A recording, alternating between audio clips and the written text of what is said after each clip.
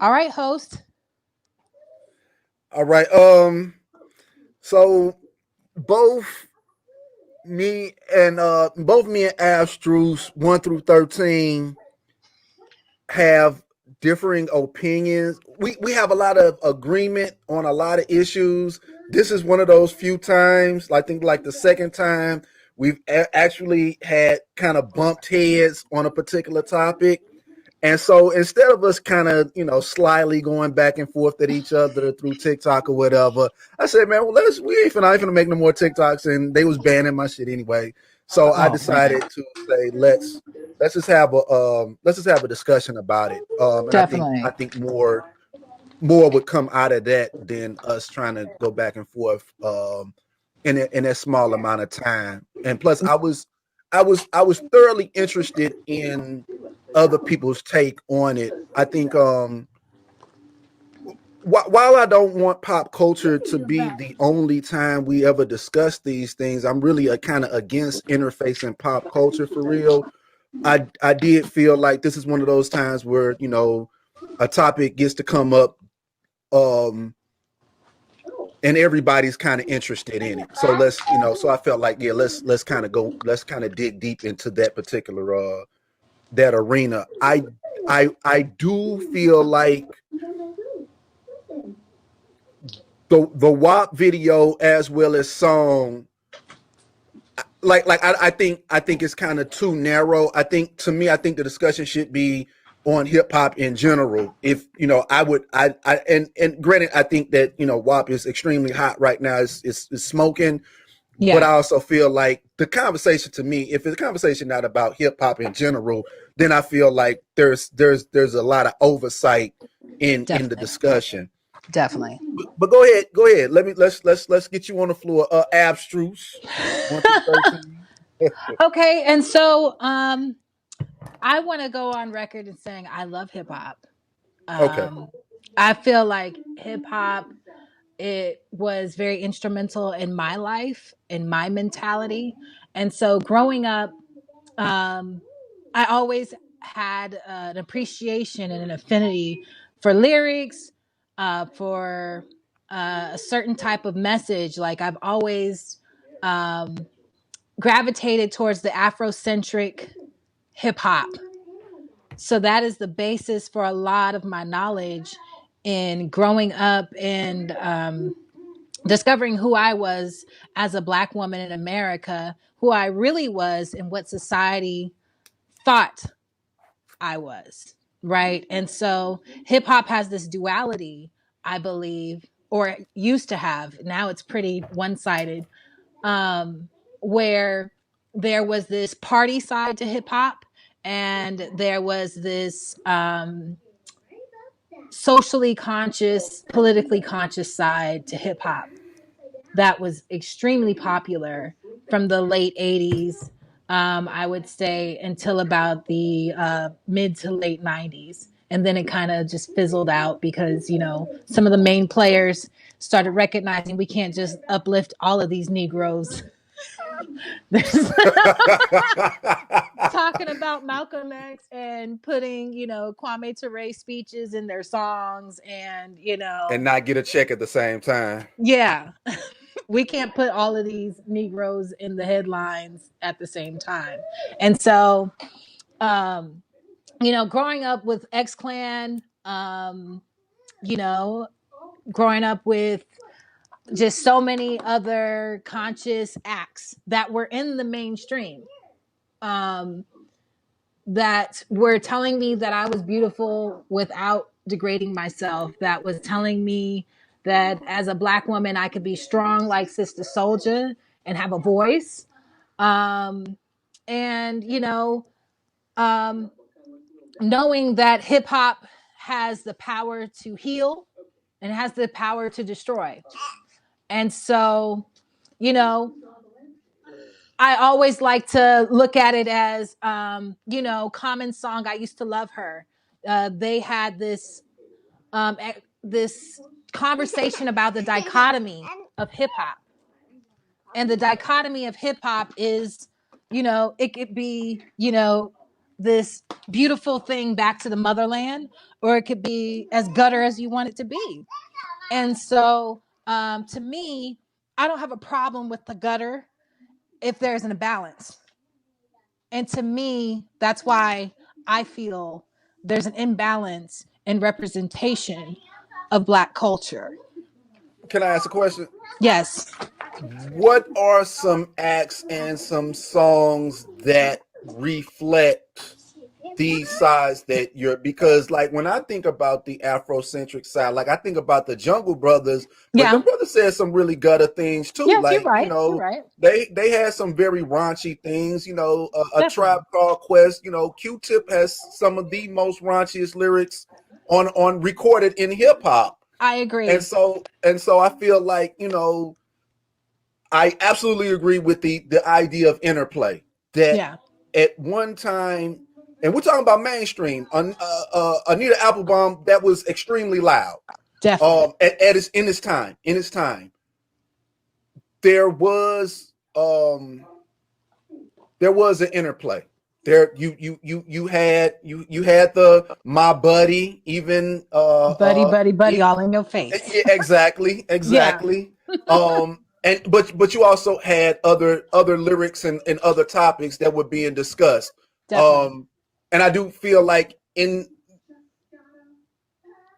this particular era, I do feel like the topics are a little the topics do kind of run from drug, not even drug dealing no more, just drug usage. Usage, And definitely. it's very different. It's a different, it's a little different, a little bit different than dope man, when you're talking about using the drugs Yeah, to, kind of what we're discussing right now with like my concern is what I'm hearing is this idea that hip hop never had salt and pepper, yeah, that that hip hop never had, raunchy lyricism in its golden era. Like they're like as if there was never hotel, motel, Holiday Inn, as if it Holiday never Inn. existed. And I Yeah, do have a problem if that's going to be the discussion. And I also, the other side of that is I have a problem with, it seems like the only time we have these discussions is when it's women doing it. When I feel hey, like, the baby was running TikTok for months with, definitely. why these love me.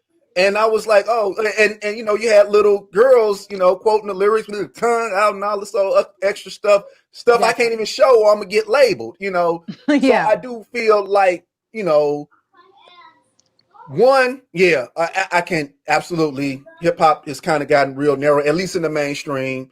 in Um, mainstream. Yes. but I do have a concern. If we're going to have this discussion, I also want to know, why is it only when women do it, and why when men do it, we cool with it, and everybody's targeting the 16, probably even the 13. I want to say the 13 to 18 cohort demographic. I think most music labels, most marketers, from the cigarette companies to the hip hop, to the music, not just hip hop but music in general, are targeting teenagers. They're the and we probably can't say most susceptible. I think that I'm going to say it, probably most susceptible, with disposable income, and Definitely. just it's just so many of them.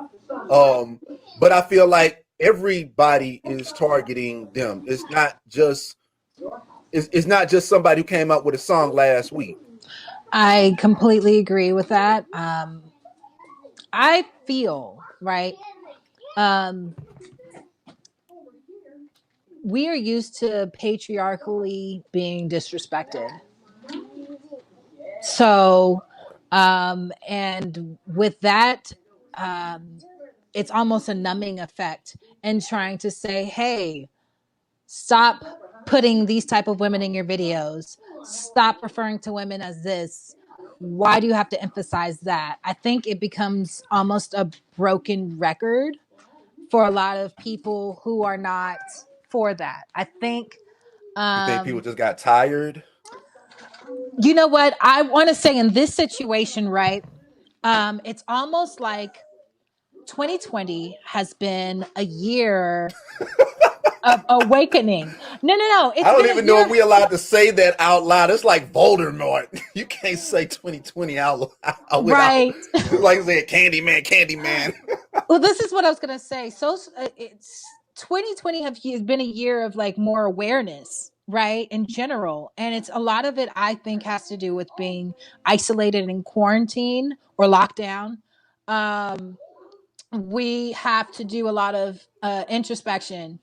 And so we're not just allowed to ignore things and get back to things as usual. And so 2020, we have been absorbing a lot more as far as being more aware, conscious of society at large. And so, a lot of people are being more politically charged, and a lot of people are becoming aware of racism. And so it's so in your face now. And so to the point where I don't know if you've seen the BET Awards, since we're on the topic of Black popular Right, culture, right. they had to completely change the tone of the BET Awards to where I haven't seen Chuck D on a hip hop awards show in maybe 20 years. Yeah, right. Chuck D And probably was surprised they called. you're right. And they did a remake of Fight the Power that was beautiful. Even the baby, he couldn't put out some nonsense like he usually does. Um, you I know, actually like I don't dislike the baby. I actually like that one cut he got with Roddy Rich, the rock star. Rockstar. Yeah, Yeah, it still is what it is, but the one line is interesting, makes the entire, and it's a great. He picks great beats. It's music. It's yeah, music. Not, it's not to say that music. not to say that it's only music, but they make good music. When music is good, it's hard to it's hard to pretend like I it's like the not. baby. No, I like the baby.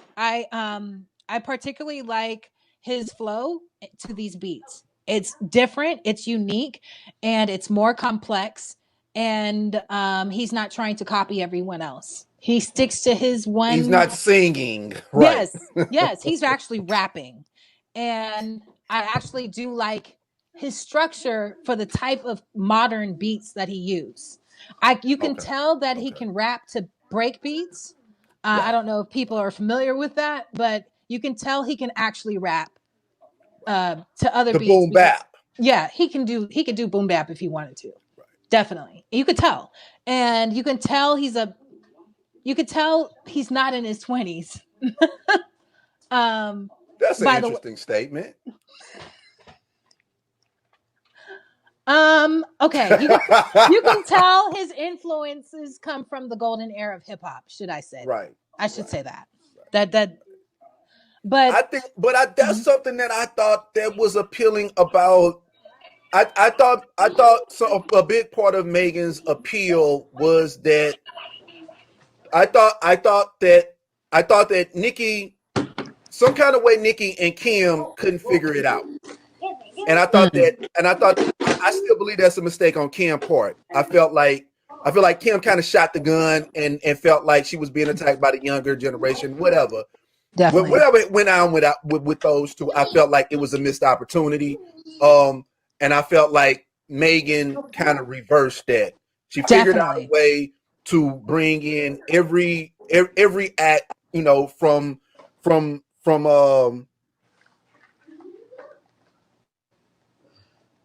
from Nikki to City Girls and Cardi B. She's kind of worked with everybody. Yes. Um, and I thought that was a good thing because hip hop is not always about collaborations, and definitely not in this era. They looking for a reason to come up with a beef tape. Definitely. I feel like Megan the Stallion. I don't know if you've seen any of her videos from when she was younger. She's like a self-proclaimed nerd girl, a black Yeah, nerdy girl. yeah. That's completely relatable, and so I think even without the image of the enhanced body parts, um, because a lot of people can't see beyond the surface. I think she comes from a place of, nerdy but interactive, not antisocial. I mean, And it's the geek culture. I think the geek yeah, culture that's kind of been pretty much in vogue since kind of the Kanye West days. Maybe kind of even the Andre 3000 days. I think that's kind of where it kicked in, and then we start seeing Wayne with skateboards and things of that nature. yeah. She's a child of that particular influence. And The kind of the internet era.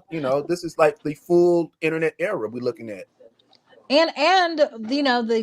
the geek culture is definitely more diplomatic than other stereotypes of black people. So You feel it's more welcoming to her? definitely. She is a self-proclaimed, anime fan. And so a lot of people have stop Mayati, please. Go sit down. So a lot of people have this stereotype in their mind about, hood chicks. Right, right. And so, a lot of people, the deafening silence of a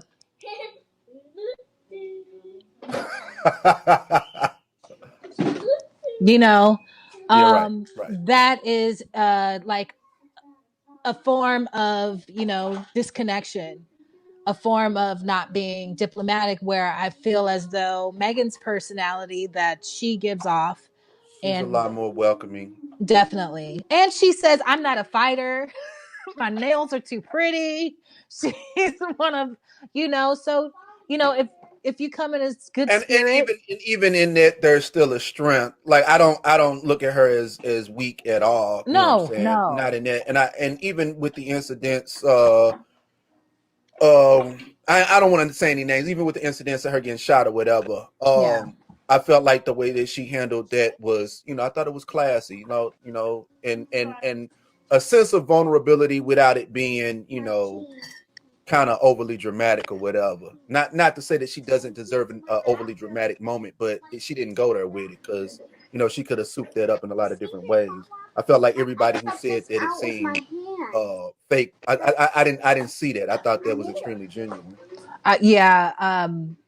You know, my heart broke for her, and I saw her crying on live, and I felt like I was like, maybe we should just allow people to heal, and they don't need to be in Right, the public eye all the time. right, You right, know, right. that's how I felt for her. I was like, oh, and I did. I was like, oh, girl. I was like, you need to heal, honey. You've got a lot of things going on, but when I guess you got to strike while the iron is hot. So, Okay, okay. I think it's more of the timing of this record that stings a little bit more, because we felt like maybe this was a year of being socially conscious. If you noticed, right after Ahmaud Arbery's death, the trends on TikTok seemed to slow all the way down. It seemed like there was a. It I seemed think like, there were a lot of it was very difficult because this was also the time of the blackout, you know what I'm saying? yeah, And my algorithm completely shifted. definitely. Like it hasn't returned. Like I am still seeing a completely different type of I used to get, I don't want to name any names, but I used to get the guys who um I don't without saying any names, like the black Republican types. Let me put it like that. The Got you. black conservative types. And Got you. I used to get because everybody that I'm following, whoever they're arguing with, I get to see their content too. None of Yeah. that.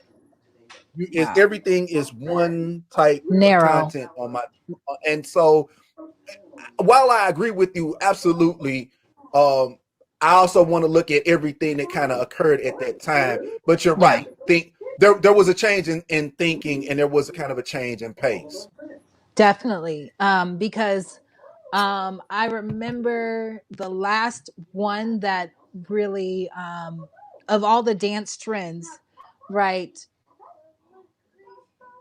I think the last one I think that was prevalent was the Megan Thee Stallion "I'm a Savage" in Right. When April. they first came out, when she first dropped that. Right. Right. Yeah, and but then like there was a shift because now we have to deal with the reality of recorded racism, of recorded systemic injustices.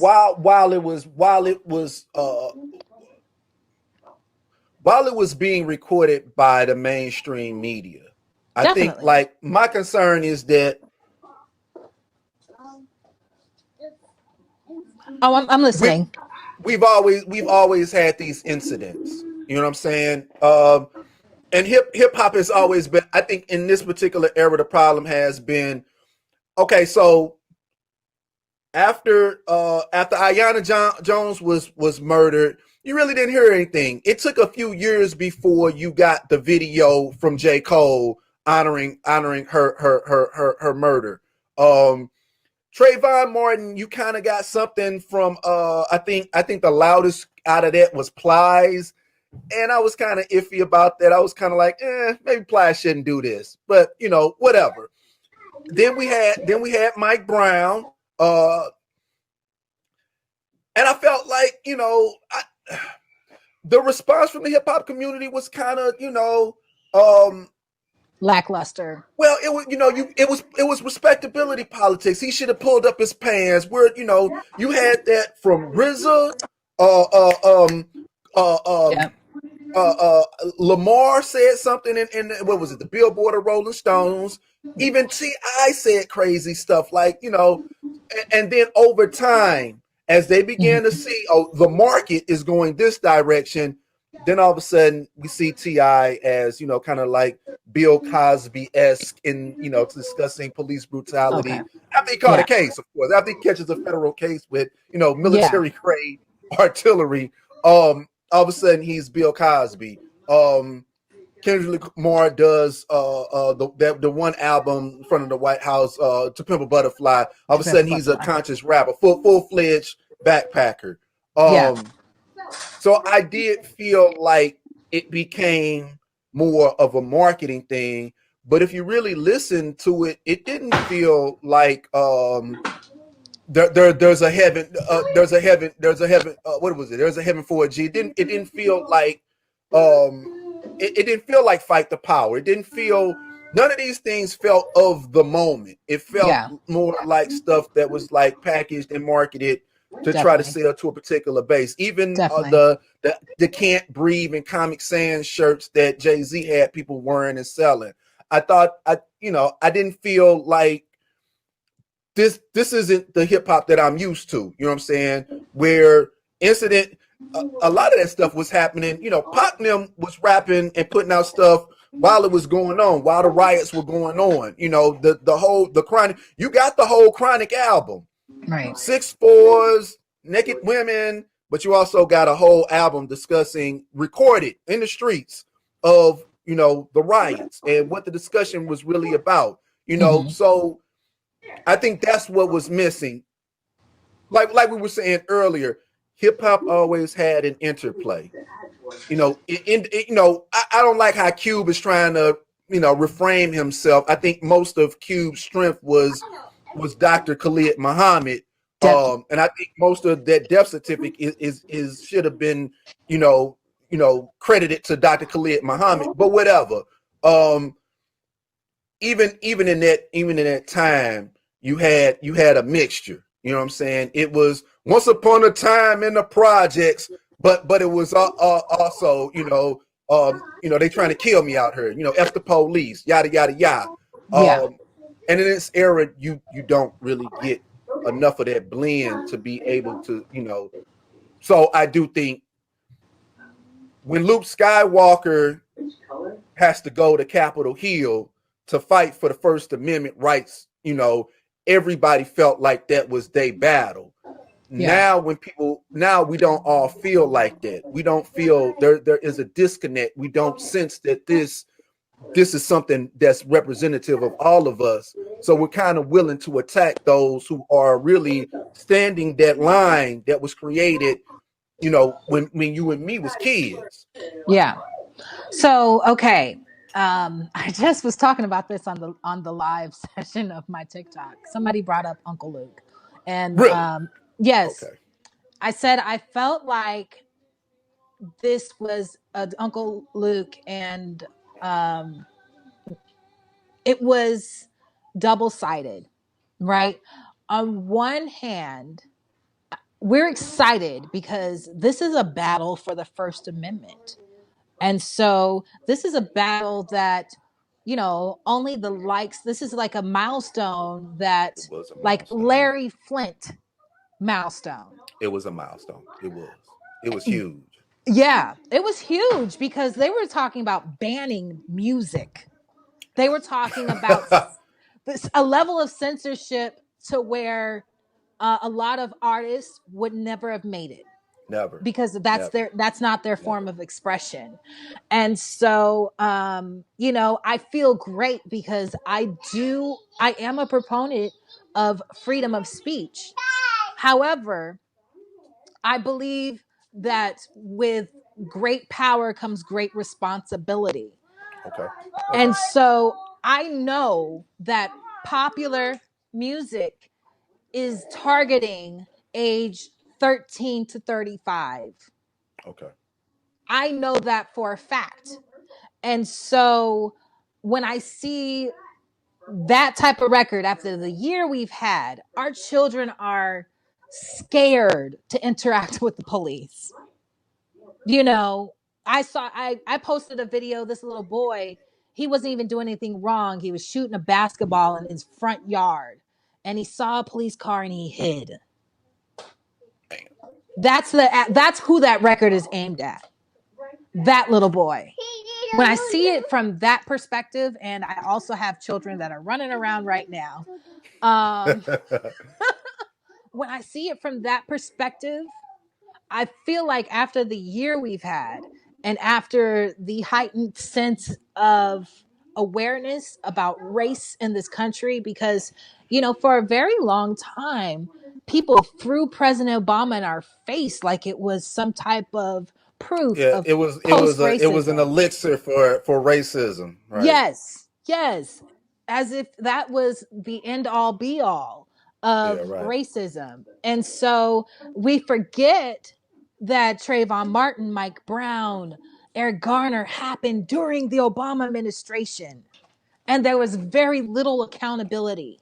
Very And little. then every Very little. time Black people wanted to rise up, Obama was thrown in our face like, not now, you guys. I'm trying Right. to be Right. president. Right. Right. And that's exactly what his attitude seemed to be. Kiss. Come on, Yes. love you. And so What you doing with this? Go take this to your mama. Daddy, My fault. Daddy, no problem. No problem. Take it to your mama, boy. What is you doing this shit? Daddy. Okay, nah. This what you trying to play your games? Here, Better. here. Nuh-uh. Take this back to her. Take it back to mommy. Mind. Take it back to mommy. Love you. Daddy. Go ahead. That's all right. And see, I know I got kids too. Right.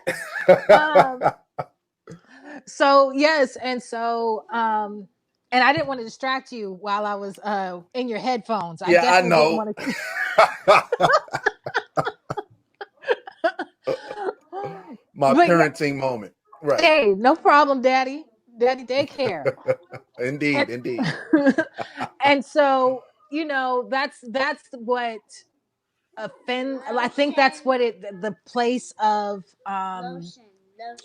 you know complacency for the Black community happened during, excuse me, baby, the Obama administration. Was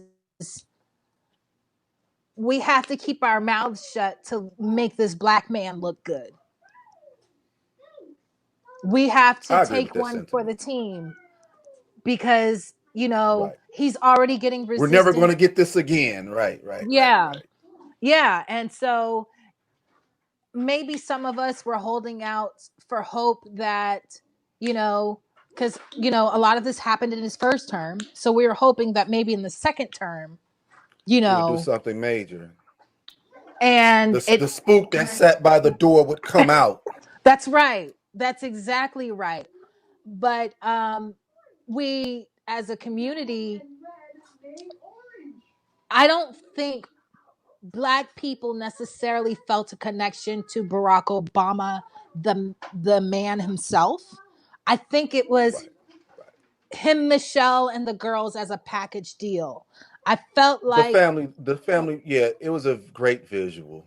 yeah, and Michelle as a first lady, it felt like she was more genuine. She was very intelligent, and they never seemed as though Michelle, I would say, never seemed to throw respectability politics in Black people's faces, you know. And so she was I think the balance, and she was actually, ADOS. Um, Right, right, so right. where Obama, you know, Was not. yeah. So and that's why he was accused of being an immigrant. But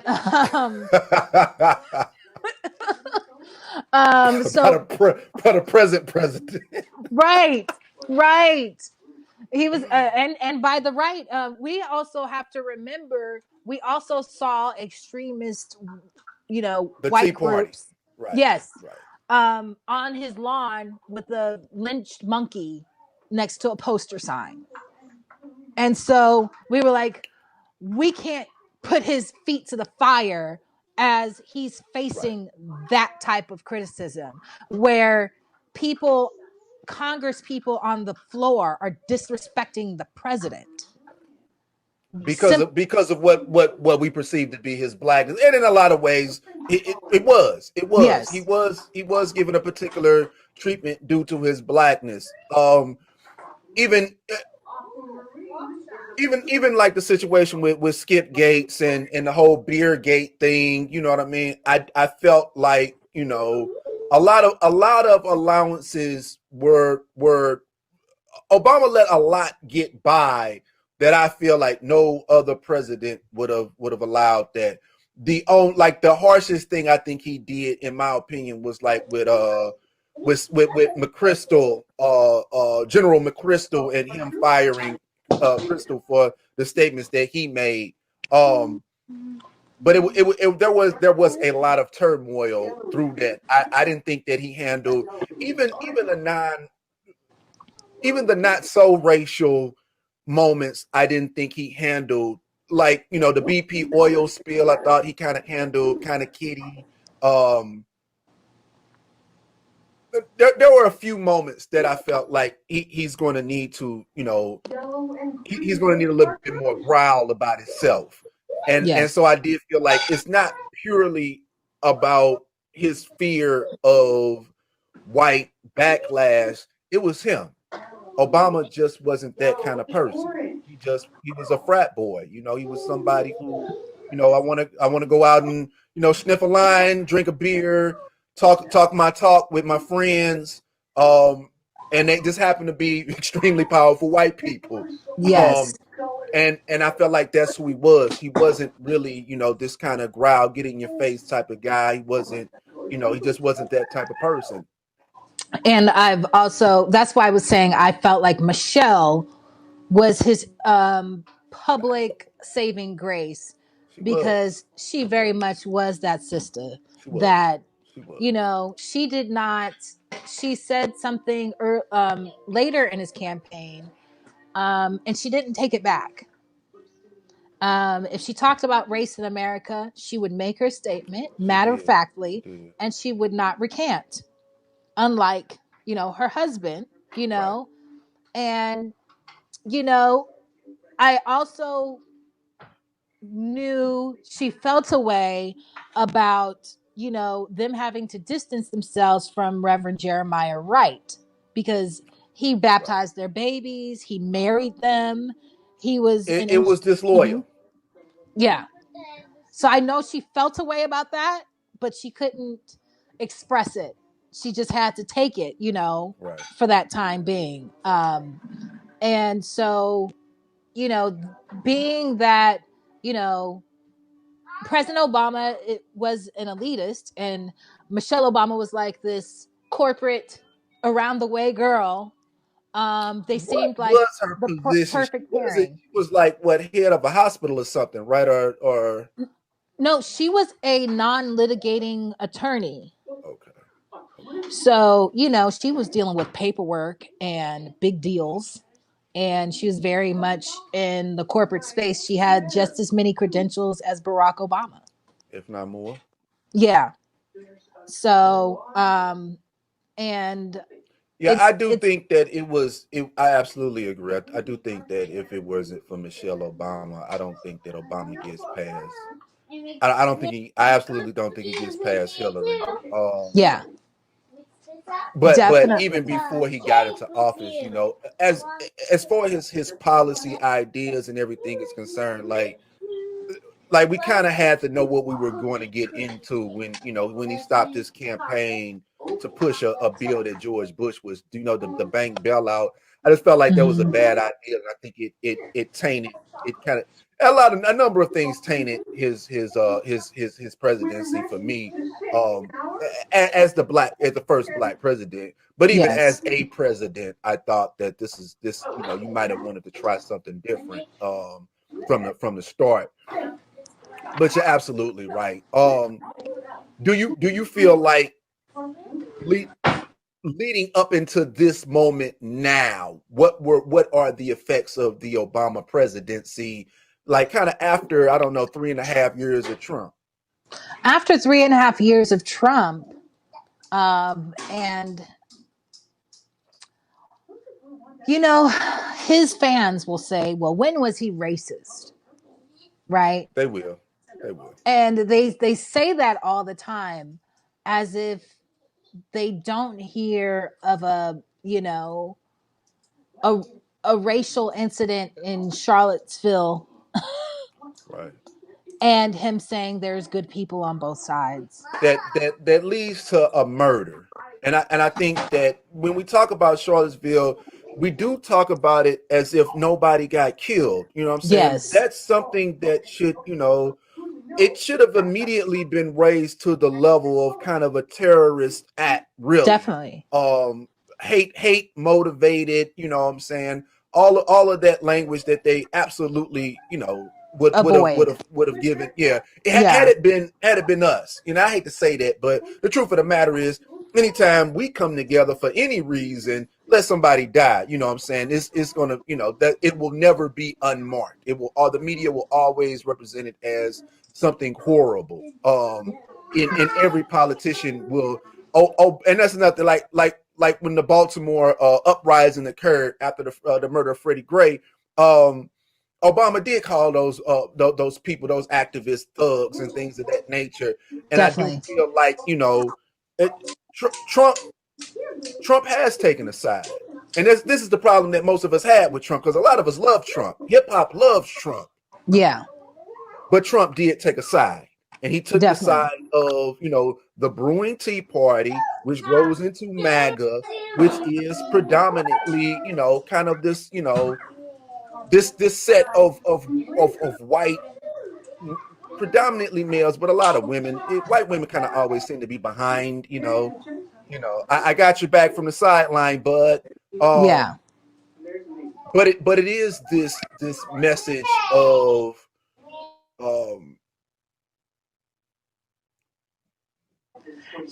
I I feel. don't like the phrase "Make America Great Again," but it is "Make America White Again," or make the ability to blatantly speak to that particular idea. That's what Definitely. I heard more than anything. This idea that you guys are losing control of the nation. Whether that's because of the demographics, or because I don't think power wise. I don't think that Congress is getting more black. Um, what I feel is that, you know, for a very long time, Black people have fought for their political power. and to the point where, you know, we had Black Power movement, and then all of a sudden we had Black Congress people, and they made a Black caucus, and ever since then we have been politically neutralized, in my opinion. Yeah.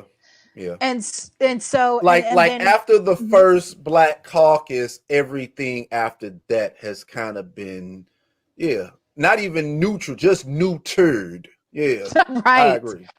Right. I And agree. even to this day, I don't think Black Caucus really addresses ADOS Not in necessarily. that way. Not in that way. And so, and even when we talk about hip hop in politics, right? Um, Bill Clinton and Sister Soldier was speaking at a rally, and she spoke truth to power.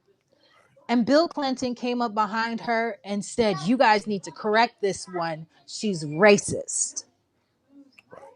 Then he turned around, became elected, and passed the most racist bill against Black men The that we crime still bill. haven't recovered from in our and family and and he was structures. not just that he passed it, but it was the bill written by the guy that's running with Kamala Harris right now. Yes. So You know, a and full turnaround.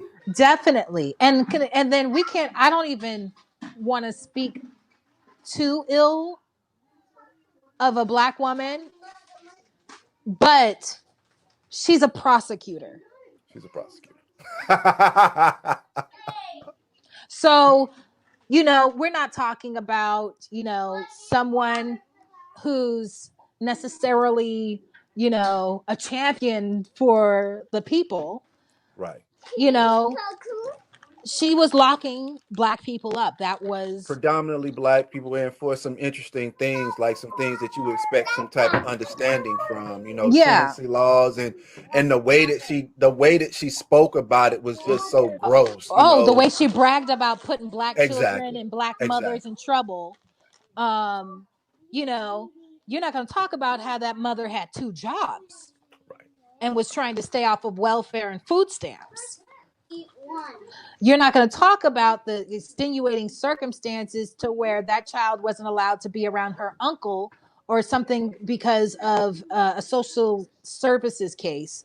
And that was one of the cheapest babysitters she could find. So, you know, and then we're going to put the pressure on her and she's going to force her to go to school. So then she has to quit one of her jobs, get on social programs, Right. and, you know, make sure she goes to school. How is that helping in a capitalist None. society? None. Absolutely So, none. Absolutely you none. know, we definitely, I was definitely not surprised because said he was going to pick a woman of color.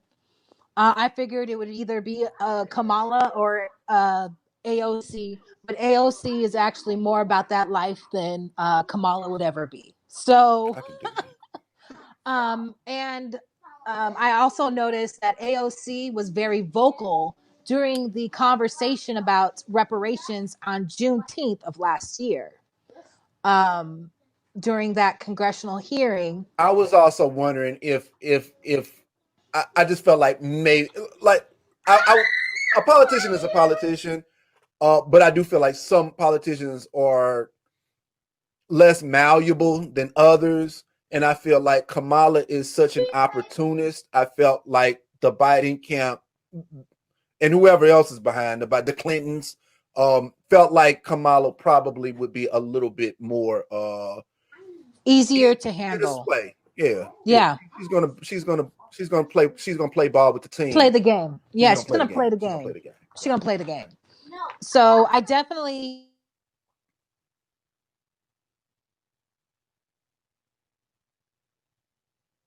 sorry. Okay. So Okay. okay. You're not tripping. I muted it. No. Um A parenting moment. yes, a parenting moment. And so yes, Kamala, I feel like is definitely more malleable Definitely. politically. Definitely.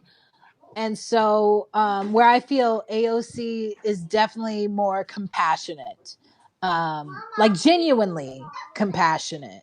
Um, and so when we look at these things about how politically and socially aware we're becoming, and this year, it's an election year. We have COVID-19. We've had recorded racial incidents. I want to emphasize the recorded part because I don't want it to seem like, oh, it only happens when it's recorded and it's not Right, commonplace. right, right, right, Um, right. and, a lot of times people can't, imagine that most of the time, if there is a criminal element in the hood, it's because the police allow it to be there. Okay, Like okay, okay. it's allowed to be there because there's some exchange of money in the. I don't want to get too deep on that, Nah, but nah. if there's a criminal element that is affecting the economy, the underground economy of the city, then it's because it's allowed to be there. The whole conversation of freeway Rick Ross is, someone was literally not even just allowed, but permitted for a long amount of time to kind of flood, the streets with crack, Definitely. for the purposes of financing the United States' illicit activities, foreign activities, and and Definitely. to and to further cripple and repress the Black communities after the influence of the Black Panthers, the BLA, and other counterculture movements, for lack of a better phrase. Yes. And so when we have this big wave of what we feel is a new counterculture with Black Okay. Lives Matter, it feels almost irresponsible to have, you can tell it's not cheap to get a Jenner and or a Kardashian in your video. It's not cheap. It's not free. I'm gonna go with it's not free. I'm gonna go with it's not, and I don't know because I think they want to be on a man. I think they want to be on. I think they want to be on that. I think they want to be a part of that. I think that they need the social cachet that comes with being on a video with two extremely prominent, uh, uh, Black uh, uh, women. black Latino women. Yeah. Yeah. Yeah. We've got to look at it like this though. This is, regardless of how we feel, it is still Black culture. It It is is. still an extremely, we wouldn't be talking about it if it didn't have any power about it. The question is, it's partly, I want to be careful about the moral part. What we are discussing is about empowerment. There is an Yes. empowerment question here. And I absolutely think that the Kardashians want a piece of that. I Well, think they recognize the association, their association to Black people. definitely. They understand that there is some cachet. They understand that there's power there. Well, okay, so we got to look at it as What up, buddy? What up, buddy? I'm doing something right now. the rest of I'm doing something right now, buddy. What's up, buddy?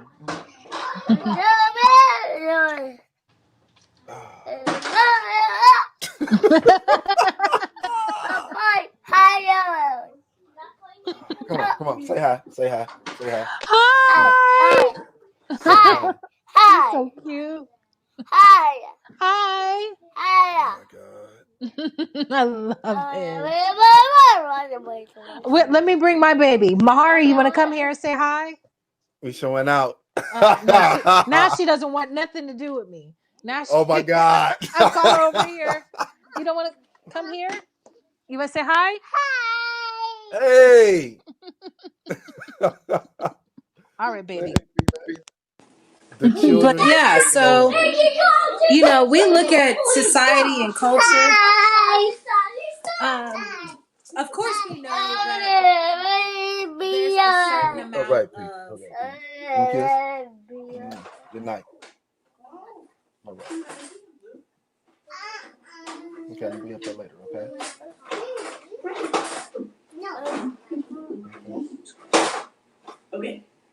I'm listening. Yes, and so we know that that family is very opportunistic, and we know that that family will do nearly anything for Some attention. the press and promotion, definitely. And so my thing is this. And they have an audience that kind of wants it too. Yeah, You know, I hate to bring up Eminem in this particular space, but I do feel like there's kind of a need. There's a not a need, but a desire, a hunger in white America, specifically like well, white male and white women, and girls. They want kind of a representative in these spaces, and they do. You know, it's kind of like what was the article? The TikTok article about blackface. You know, there definitely is digital this blackface. desire. If we can get one that has some sort of authentic connection to black people, well, we can imitate them. You know, Yeah, if I quote Eminem, well, I'm quoting Eminem. You know, and he has the connection, and we can kind of proxy the social cachet, the social capital that way. I totally agree. I think yeah, and yeah, they put a Kardashian there. yeah, you know, and so it's almost you know under the guise of female empowerment, and so I had this conversation before I made a TikTok about this. White feminism, I completely get why they would feel the need, white women would feel the need for sexual liberation because of their history of being sexually suppressed to where I don't know if your son can hear me. I don't want to say nothing. No, I got it in the Okay. headphones. Okay. To where masturbation was considered, nymphomania. It was considered a, mental disorder to want to be pleased. And even the simple fact of desiring orgasms was nymphomania. And so that type of suppression is not normal in any society. No other society does that, has done that, wants that. They do uplift virgins, but after you're not a virgin, pretty much, have at it. And where I feel like in European culture, Western culture, they've suppressed white women. Well, that's the complete opposite for Black women, Indigenous women's history with colonizers.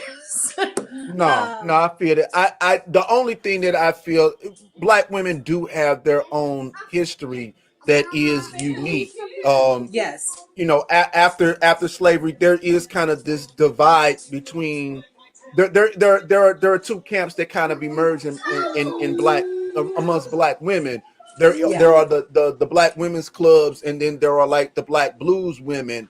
There's a camp that says, hey, we want to structure our homes and our lives similar to what white people have. We want the male patriarch, and we want a semblance of ladylike respect because black women suffered what they suffered during yeah, slavery and the pressures of being a woman in this form of slavery in the United States of America. And it was kind of I don't want to come off like I am attacking these women. We're talking about women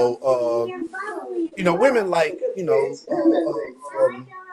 Ida B. Wells, and women who did a lot of work to expose white terrorism. definitely. These women did great work, but Yeah, they did have a philosophy of respectability. And definitely. there was another camp of women who felt like,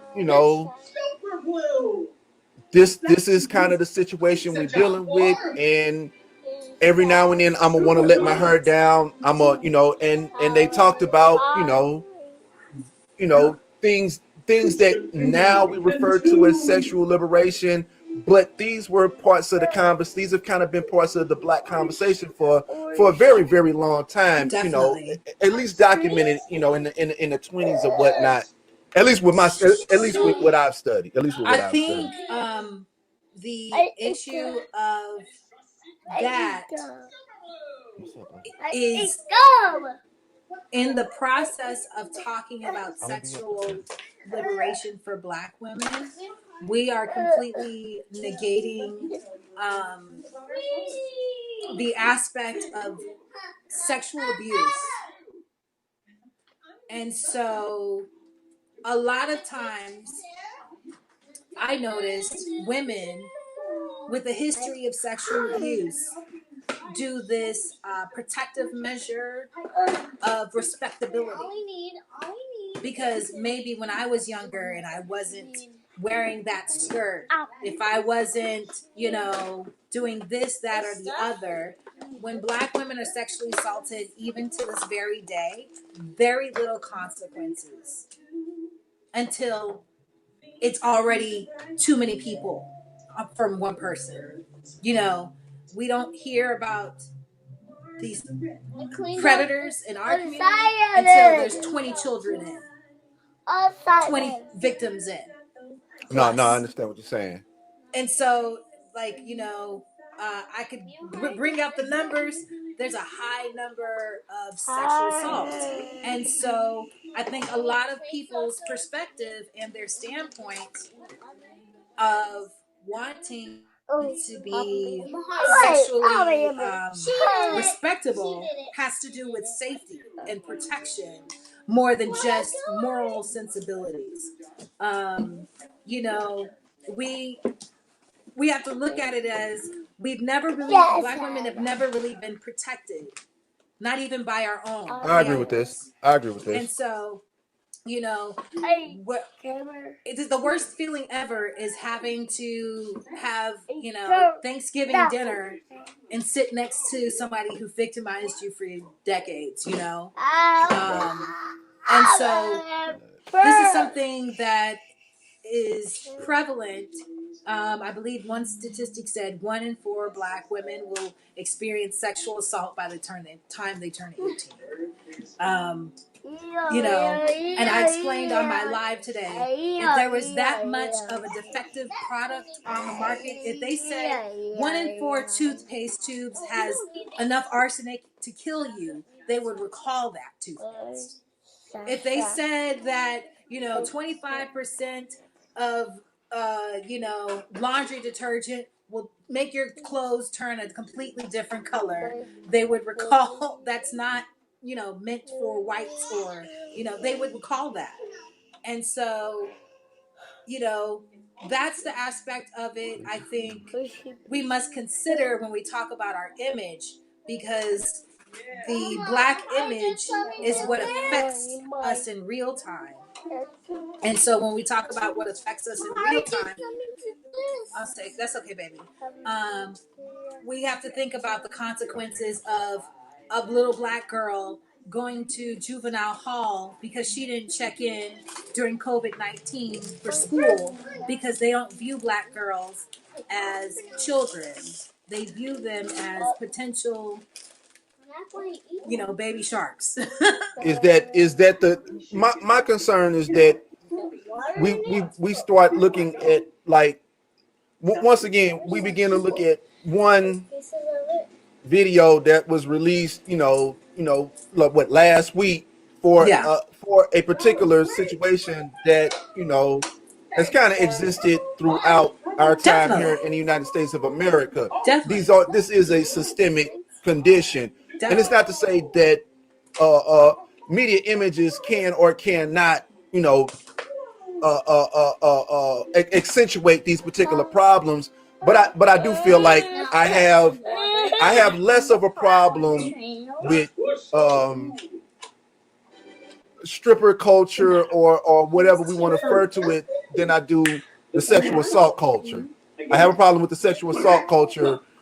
I don't I even feel like probably most of what we're talking about in reference to sex work would probably be less so if the lifestyle were more safe. And I think most sex workers are discussing that particular side of it than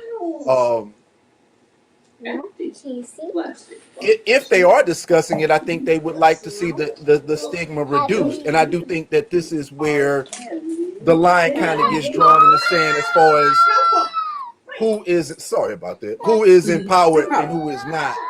You know, the stigma, you can't get more reduced than your local it not being a scandal when your local celebrity goes to a strip club and spends thousands of dollars.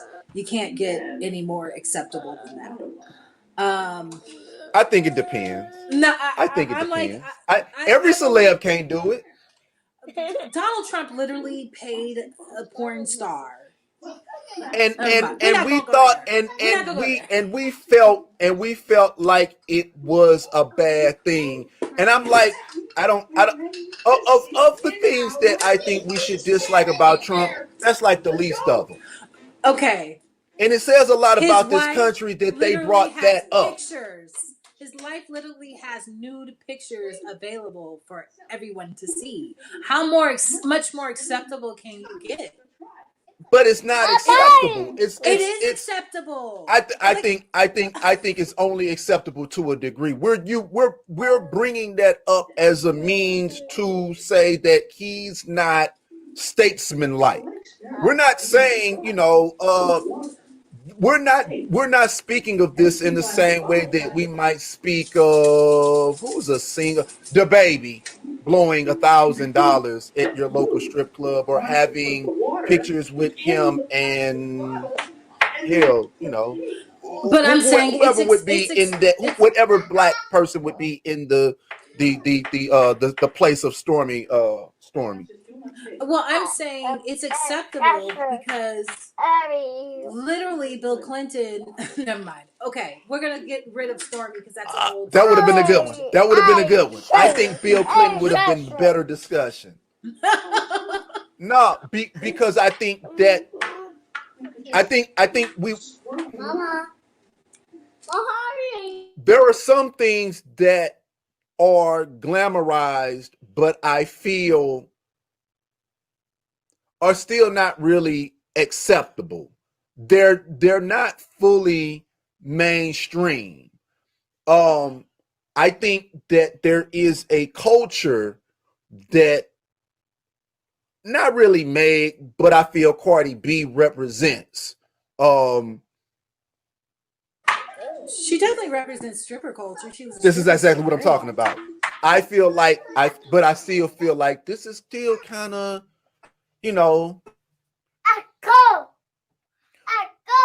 I don't think most women are going to be putting their OnlyFans accounts on their resumes. If you understand what I'm saying. Okay. You see, I think it's done. I think it's widespread, but I don't think it's acceptable.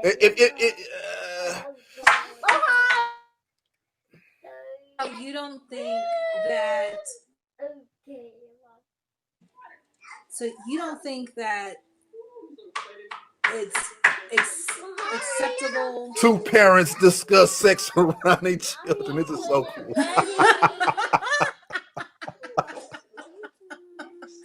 Okay, no, I'm trying to figure out how to say this artfully.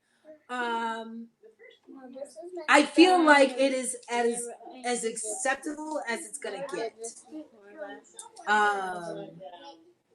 Because, like I said, any other person on the planet, if Michelle Obama had nudes, Barack Obama's campaign would have been over immediately.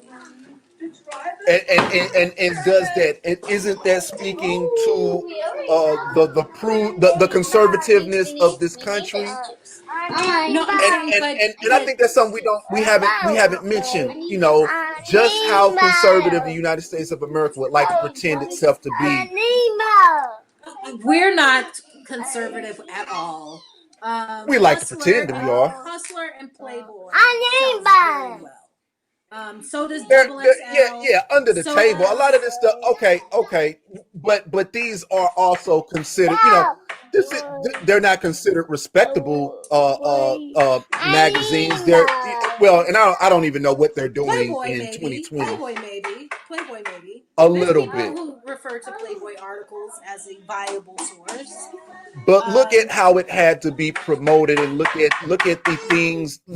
Look at how much Hugh Hefner had to present himself as the man of leisure. Okay. He had to play a particular character in order for it to. In some ways, I look at Jay-Z in a similar kind of fashion. Jay-Z has kind of become the man of leisure for the dope dealer. Okay. He's kind of the Hugh Hefner of the hustler crowd. Okay. And so, and his wife is still presenting herself sexually in imagery, and that's acceptable. Nobody's saying, man, you're not going to tell your wife to put some clothes on. Not always. She wasn't all. Before, in order to say the things that she says now, she had to hide behind Sasha Fierce. Yeah. So now, you know, at first it was, you know, they'll let her do the Marilyn Monroe thing. They let her do the Sasha Fierce thing. Everything else, you know, was kind of, you know, alter ego. You know, the acceptable girl. You know, they always try to play Beyonce in a really, you know, demure. And they still kind of do, man. They still kind of present Beyonce in a particular kind of way. I haven't 100% bought into Beyonce, the Houston hood chick. I haven't bought into all of that. A lot of what they've tried to attach to her since her and Jay-Z.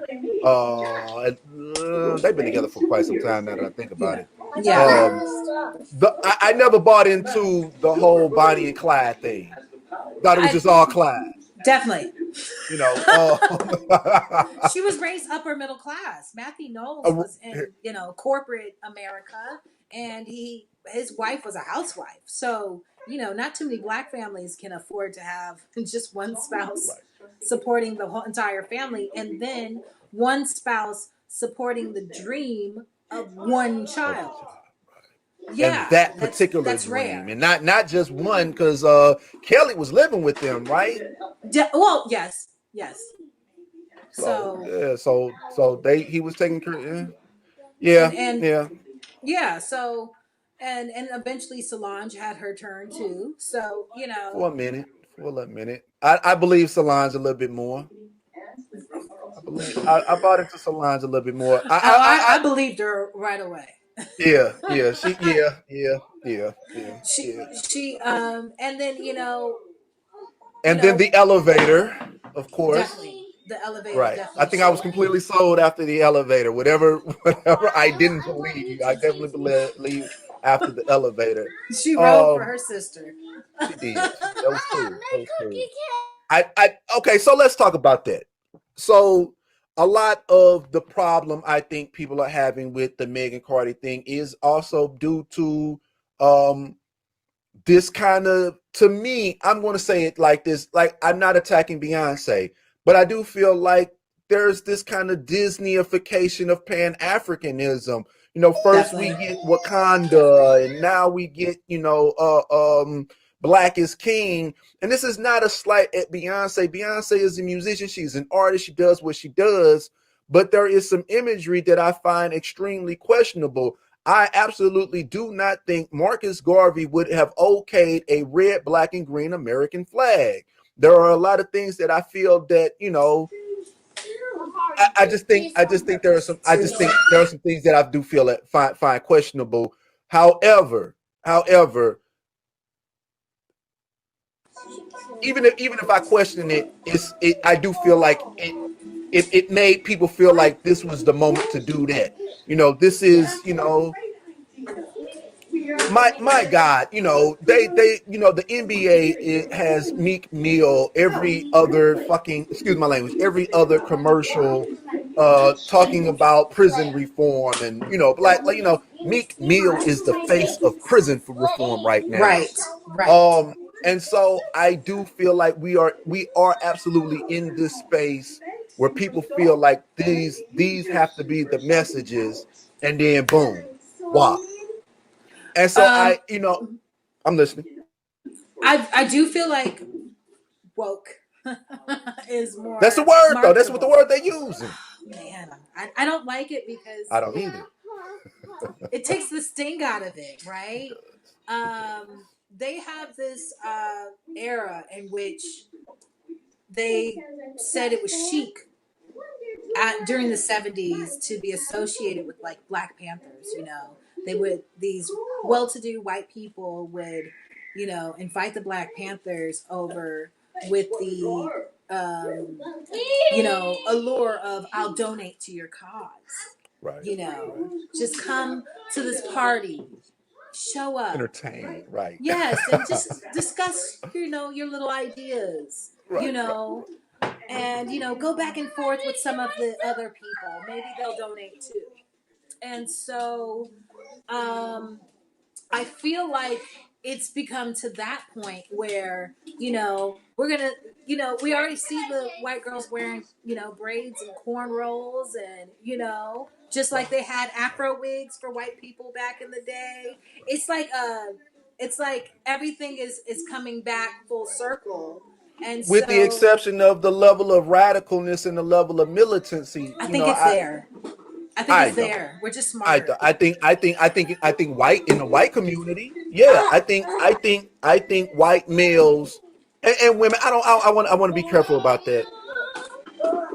I do feel like the anarchists are making their claim, but I Definitely. don't feel like black militants are making a for real claim. I don't see.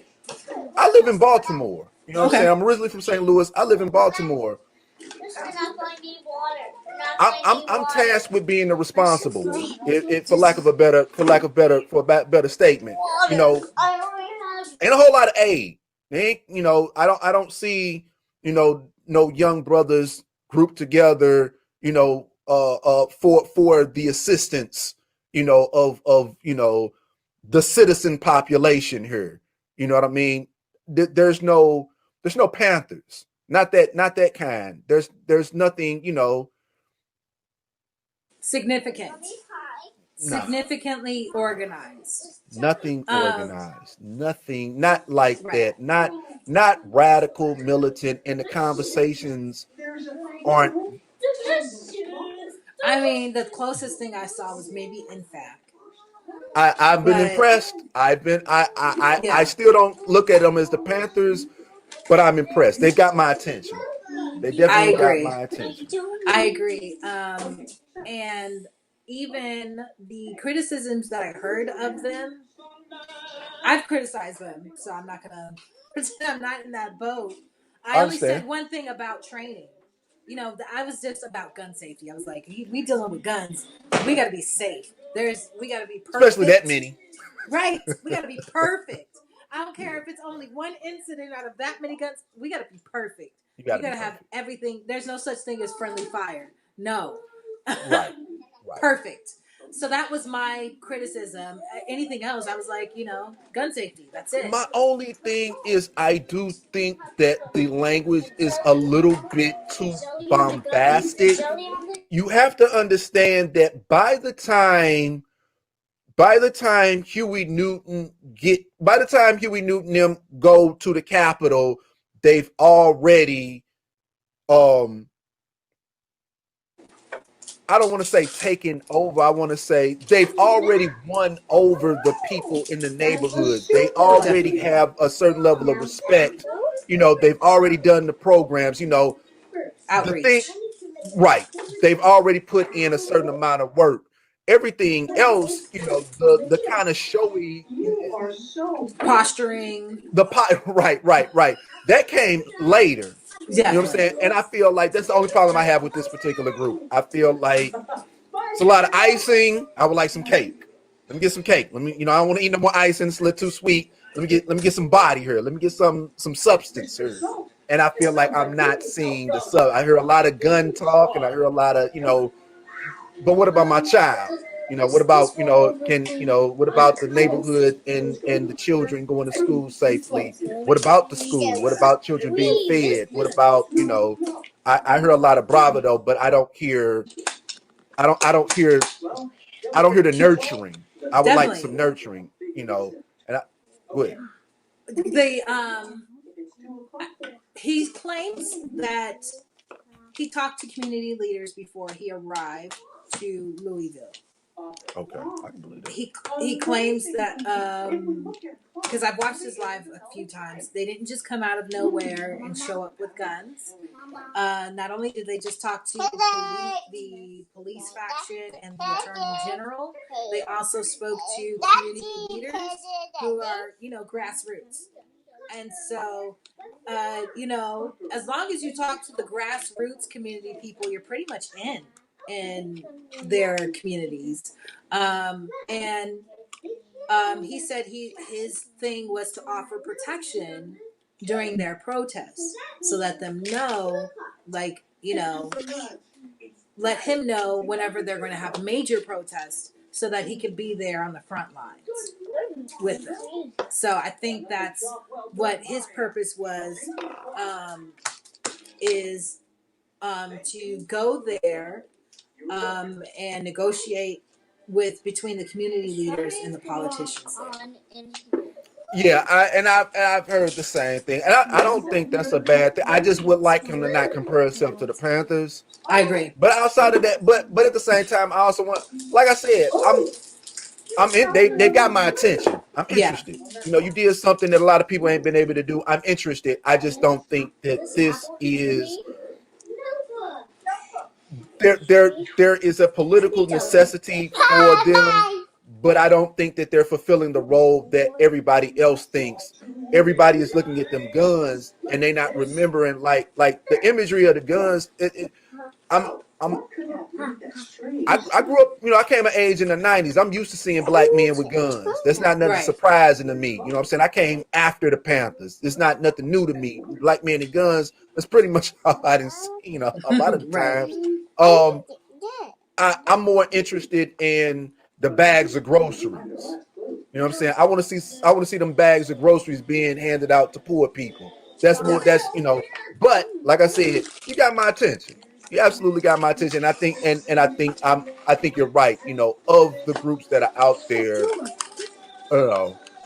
they're the most militant. They're the most militant.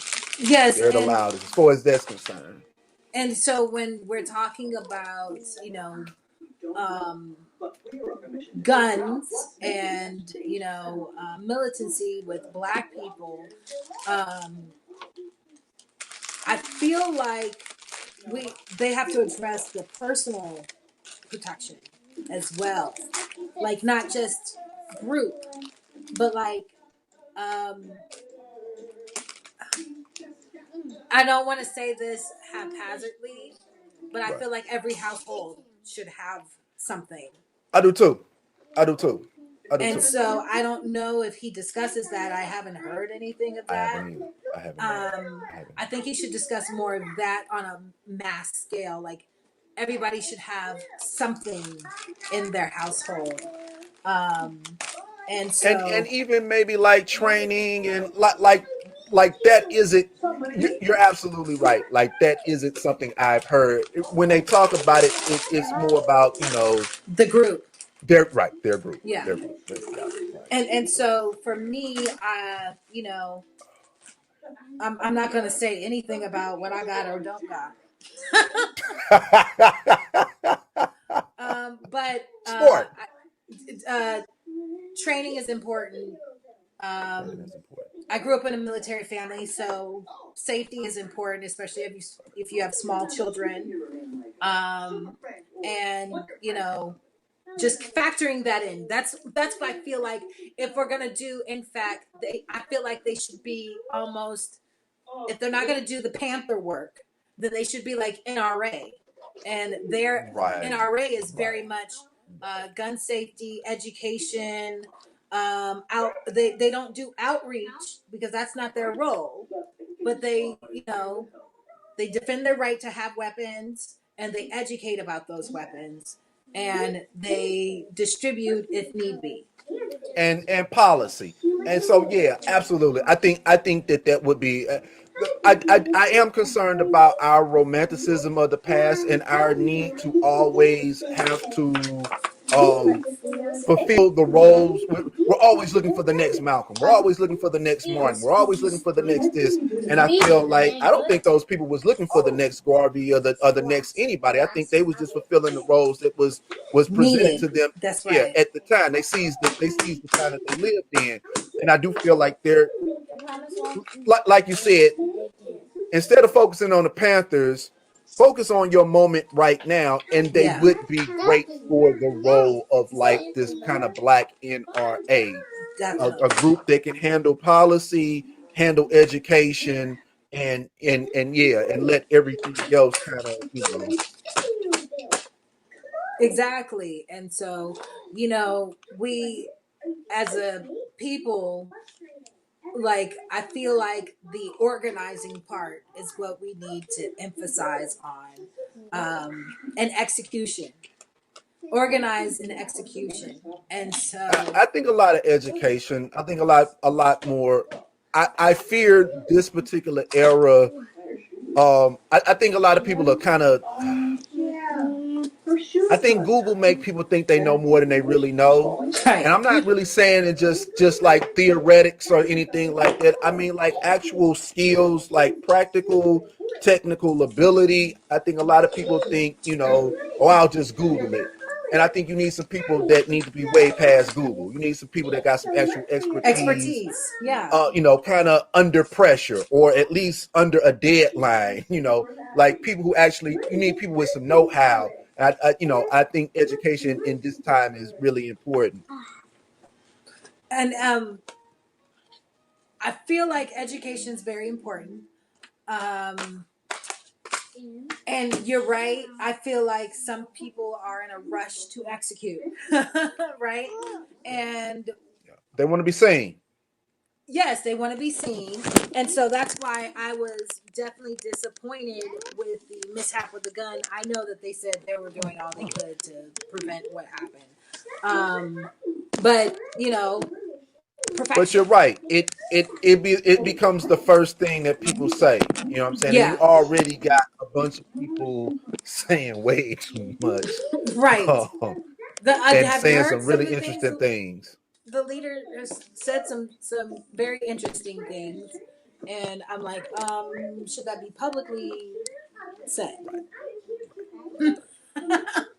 And that's Because the other thing about. I just think the uh, I don't know, man. Like some things just don't need to be said. And I think he's got an interesting attitude. He's got an interesting flair about himself. yeah, I don't know, man. I think some like I don't want to some be judgmental or anything like that. yeah, But like if you're being hired for a particular role, like there's certain things you probably don't say for particular positions. And do think like for the position of guy who passes out the weapons, I kind of do want a little bit more. I don't know, yes, like a more kind of laid back personality or something. But whatever, he's figured it out. He's up front, and yeah. we I see what don't. happens. Yes, exactly. And you know, whatever can unite that many black men and women who are registered gun owners, I can't be too mad Right, at. right, right. So And that's where I'm at. Right, right, yeah, yeah, I'm like, right. there's some things that I wish would be different, and I could go there, but you know what? We gonna just praise you for what Right, you accomplished, right, brother, right, because this is not the first time he did that. He actually went to Stone Mountain in right, Georgia. right. And because we heard all these rumors on TikTok, 4th of July, don't come outside. Oh my gosh, we're gonna hide. 4th of July, they're gonna do a whole lot of things. Confidential, anonymous, uh, reliable source said 4th of July, don't come It's outside, going black down. people. Right. Yeah. And so, then out of nowhere, it seemed like out of nowhere, a group of organized black people in all black showed up and said, "What you gonna do about it?" Right. Let's see. Right. You talking all that smack? What's up? Let's go. Right. Yeah. So, and that's not how white supremacists work. They gotta know that y'all. If history done told us anything, they hide their face. They, right. They lie about it. They rarely go on record about it. They're not gonna do nothing in the open, right, like that. They're cowards. That's not how white supremacists work. They don't work one-on-one and say, "I'm gonna challenge you to a fist fight." They don't expect a duel. Right. Yeah, they don't. They do everything by surprise and they do it anonymously. So I kind of expected that. I was like, man, all this hype about this, that's not how white supremacists work. They're cowards. Nah. But I think it was the right moment for Jay and them to make theyself, kind of poke their head out a little bit, what I'm saying, kind of take advantage of the time. But like you're saying, you couldn't have possibly expected an actual, gunfight confrontation like that. Yeah, real confrontation. It wasn't gonna happen like that. Yeah, I was like, but I was like, that display. And then there was hardly any media coverage over it as well. That's what. And then he got the media coverage for Louisville, and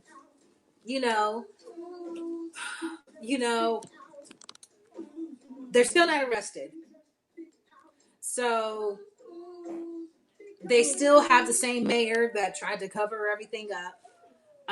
So we'll see. Right. We'll see. Right.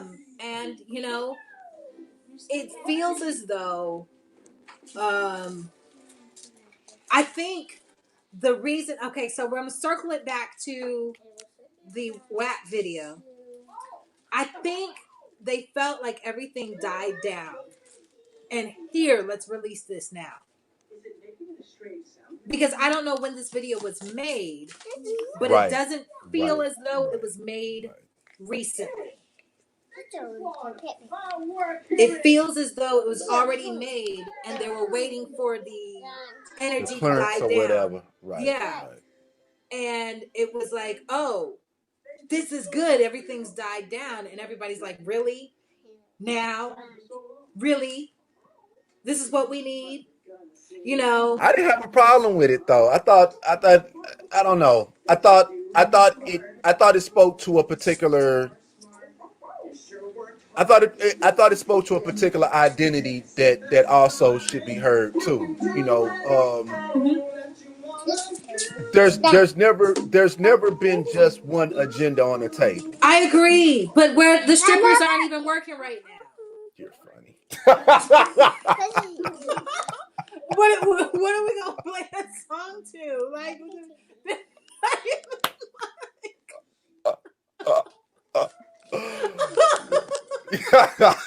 you released a stripper anthem song, and they ain't even working right now. And they're not able to take to the streets and protest with a song, with their anthem. Right? Come on, man. They can't collect no kind of tips off of this. What are you talking about? Always OnlyFans. Yeah, that's all. Hey, that's the society we've become. We have become the webcam connected people. Maybe someday we'll meet up in person, and I'll see you at something in Baltimore. Is that a dangerous thing you feel? Because I also felt like the reason why I felt like we had Breonna Taylor, Ahmaud Arbery, and then George Floyd. Yeah, I felt like because we had been bottled up, so many young people had been bottled up, and a lot of their aspirations kind of had been, a lot of people lost their jobs, a lot of people weren't able to go to school. Most of the last end of their school year was in front of a computer. You know what I mean? and then they had a moment. And I Right. think that's what kind of set everything ablaze. And then everything Zoom became huge, and Right. everything is kind of a tickle, and even the kind of the banning of TikTok. I, Well, I do feel like you know why they want to ban TikTok. It's yeah, because we trolled Trump. So yeah, and also this kind of miniature Cold War with China or whatever. definitely. And it just fits. There's also, I think there's something interesting about Microsoft wanting to buy the particular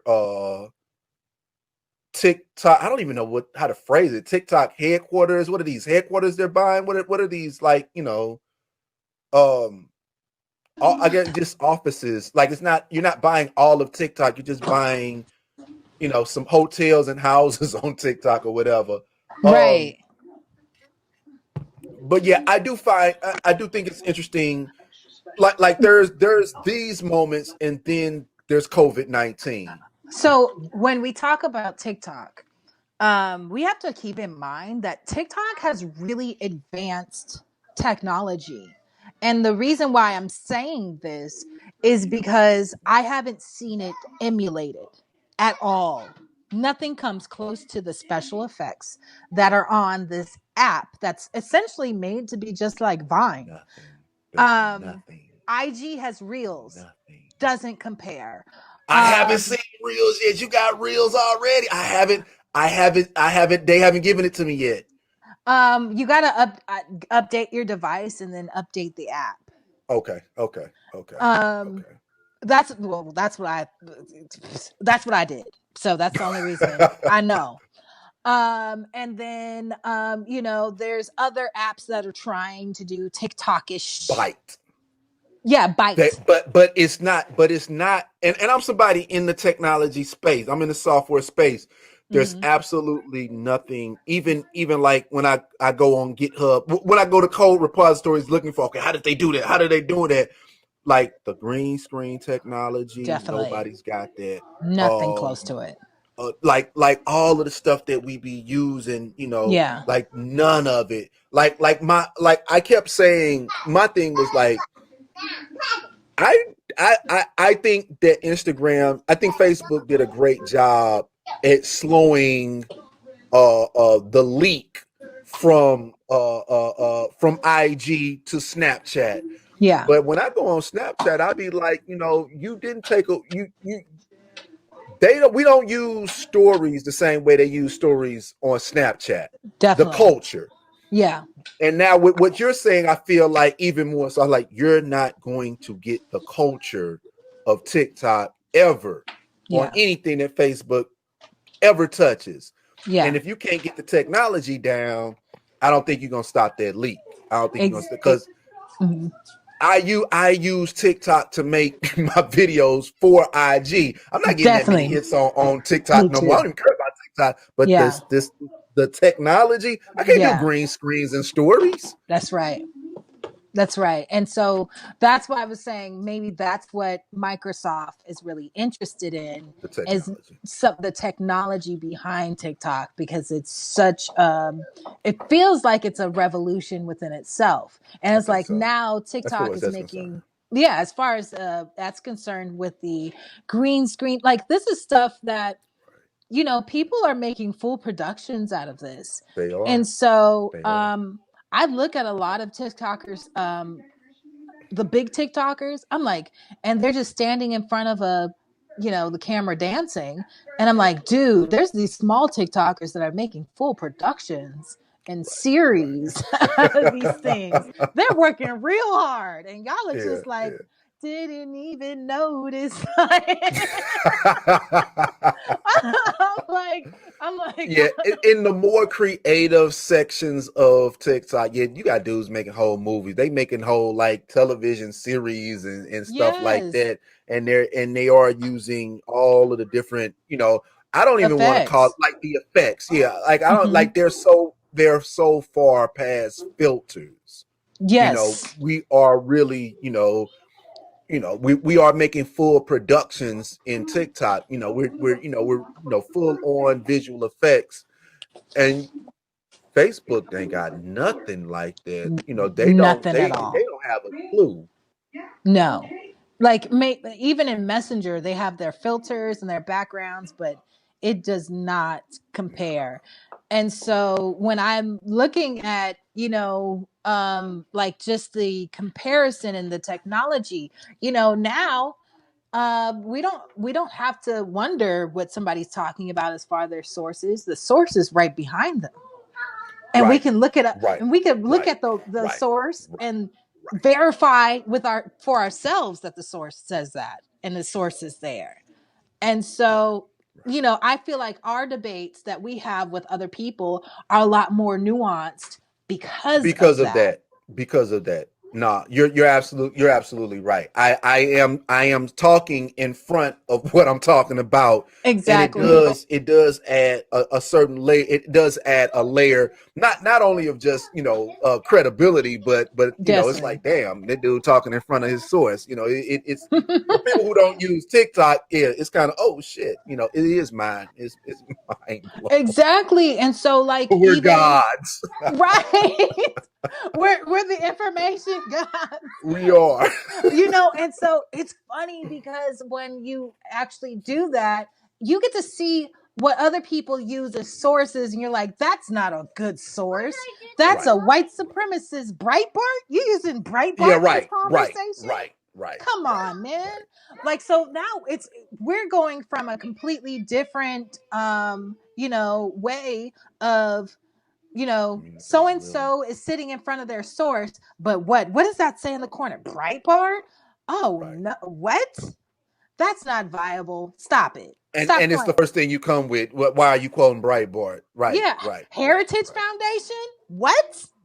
You know, so, you know, So some Heritage Foundation stuff. It not quite bright. Let me say, not quite Breitbart. Not quite Breitbart. you're right. You're right.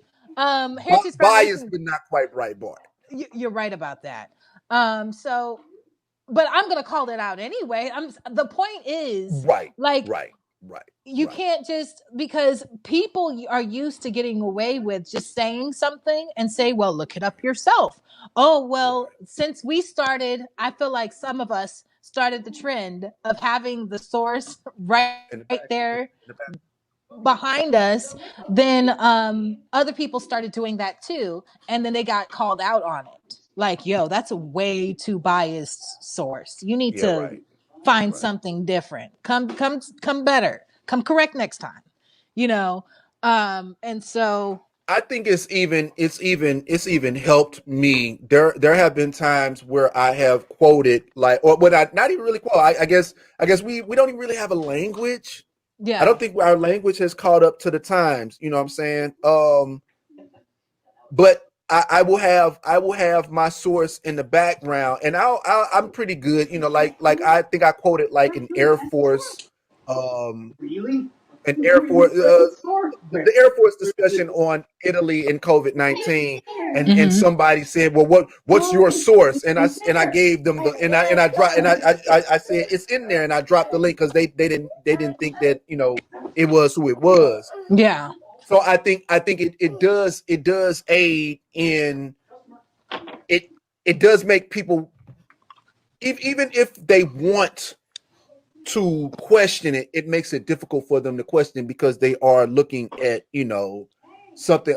If you're good, if you know where to get your sources from, they're looking Definitely. at something that can be quite intimidating. To who wants to question the Air Force about Air Force information? Right. And so, like, even one little girl, she deleted her comment today, Really? but on the WAP video, I responded to her, and I said the American Psychology Association says that 1 in 4 Black women will be molested by the time they're 18. And she said something like, well, what do they know about Black women? She said something to that effect, but then she deleted that because I was going to make a video about that, like, you gonna question them? Oh, okay. if we're gonna question or them, like I don't feel like I don't think that's the right question to ask. Like I think there are some questions that could be. I don't think that that's the question. I I would have don't. never asked that question. Yeah. So I was like, really, you're gonna? That's the part that you're gonna like, But she deleted it. I never had a problem with any of those statements. I just felt like if we're going to discuss that, we're going to have to discuss all of hip hop. Definitely. It this is Definitely. just I think the conversation that we've had about the timing, we actually had a really great conversation. I think the conversation that we're having about the timing, to Definitely. me, is more apropos than kind of this pointing out one thing and saying that this is the reason why. When we can go through all the hip hop, and Yeah. even the acts that are more the Afrocentrics, the militants, the more thoughtful people. Like we ain't got to just point at the NWAs or whatnot, or even Yeah. the HWAs. There are the more polished, the actual lyricists, and I don't want to say the actual lyricists, but people that we tend to hold up as our premier acts in hip hop. Yeah. Everybody says some interesting things. Everybody has said some interesting things. Definitely. And it's so I was like, I would I've never seen Ice Cube this activated since. What do you think about Ice Cube right now? I think he's retired and he's acting like it. This is retired Cube. This is I think this is Florida's yeah. fishboat Cube. I think Cube put a lot of his rhetoric on the background, right? Because he doesn't. He's under Farrakhan. You got to remember that. And Farrakhan will tell his top earners, "Do what you got to do," Right, right, right, to right. earn, and do for your community. Do what you got to do and do for your community. I never felt, even though I felt like Cube did some stereotypical things, I never felt like he was a typical sellout. A sellout, but not a typical one. Okay, no. I don't, because I don't want to say it. Look at me. It's gonna make me look like I'm criticizing Cube, and he's like, getting all these black people jobs. Maybe I don't appreciate all of the imagery that he's presented. Maybe I don't appreciate it. Maybe it's not my cup of tea. Um, but I feel like mhm. Cube has played a lot of roles, and I think that Cube is a master at redefining himself when the moment calls It's for it. definitely We're talking about somebody that went from the nigga you love to hate to the guy who acts in family movies. Uh, yeah, he's played a lot of roles, and even with the NWA movie, he really sold it like they were activists. Like F the Police was this big activist song, and I'm thinking to myself, dog, I remember when F the Police came out. It wasn't what you're saying it was. right. It was what it was. The message was what it was. Mm-hmm. But that ain't what they was playing during the riots or nothing like that. Like we're talking about you. That song is so many years removed from what was going on in during Yeah, the LA riots or whatnot. I think it was a good song to present to those that weren't aware of what was going on with the LAPD and those yeah, brothers in those communities. yeah. Um, but outside of that, it wasn't like this. It wasn't really like this protest song. It would not. It would not. They weren't playing "F the Police" while they were in New York protesting the murder of Yusuf Hawkins. You see what I'm Okay, saying? yeah, Like the timeline. I think if you're not aware of the timeline, if you're not aware that the same thing that happened with Mike Brown had happened in the 80s. In the Definitely. late 80s when F the Police came out, early 90s when F the Police came out, they weren't playing that song. Cube kind of sold it as if they were. That was Cube the kind of anthem. sold it as if NWA made the music for the protest, Yeah. just like y'all listening to, they were listening to Boosie. Yeah. Boosie is so interesting. But that's who they was, and Cube kind of tied the two. And my thing is, Big Three ain't playing. Might as well be a revolutionary again. And that's how I look at Cube. And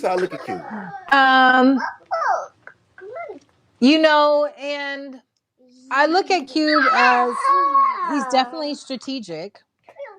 That's a good word for it. And NWA, right?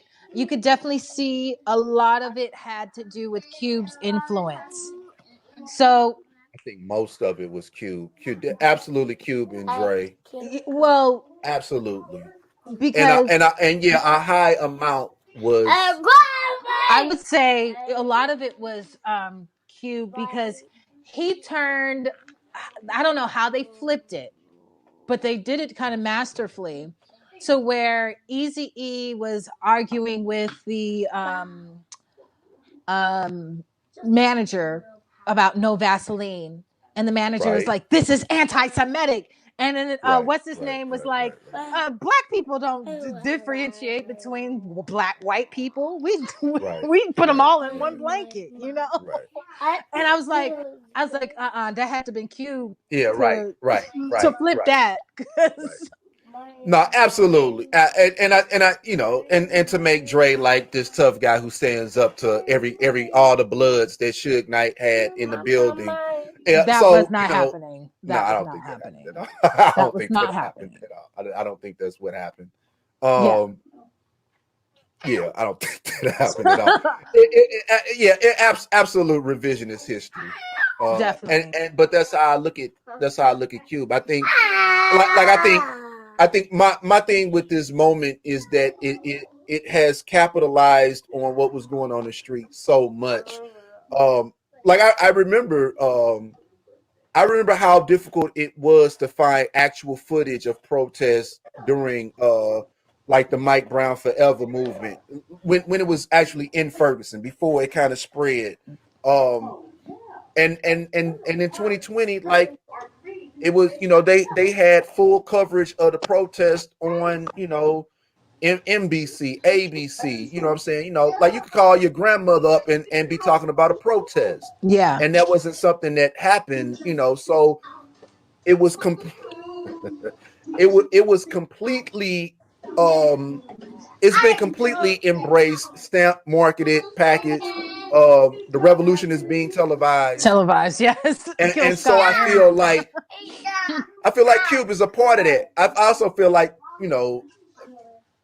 via Beyonce, Disney has become a part of it too. I think in the NBA, everybody has found them a black voice to kind of represent, their stance here. The NBA,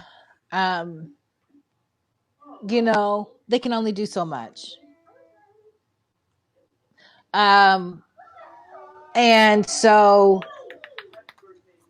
they want to impress me, do more than wear a Black Lives Matter t-shirt, boycott your games, and say we're not playing. Right. And until we get justice for Breonna Taylor. That will impress me. Right. But, do some a little bit more than put what's her name, Issa Rae and Meek Mill in front of a camera. Yeah. And whatever little hashtag thing they got on their uniforms right now. Well, and so that's why, we have to keep in mind that, people are only going to do so much and go so far. They're talking that talk. They're talking a lot of talk. They're talking that talk a lot. All of them. All of them are talking that talk. Yeah, and, it's easy to talk that talk. But at the end of the day, you're still showing up to work.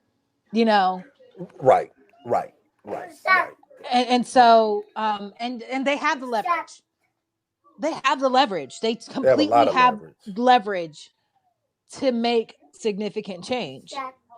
And so like even I remember when that billionaire that owned the Clippers was talking to his black mistress and said, "Don't talk to them Right, niggas." right. And then they had to sell it. And then he had to sell it. Sterling. Yes, yes. And so Jesus Christ, I forgot about that. I remember when that happened, Wow, that was horrible. and Right, they right. still played. Yeah.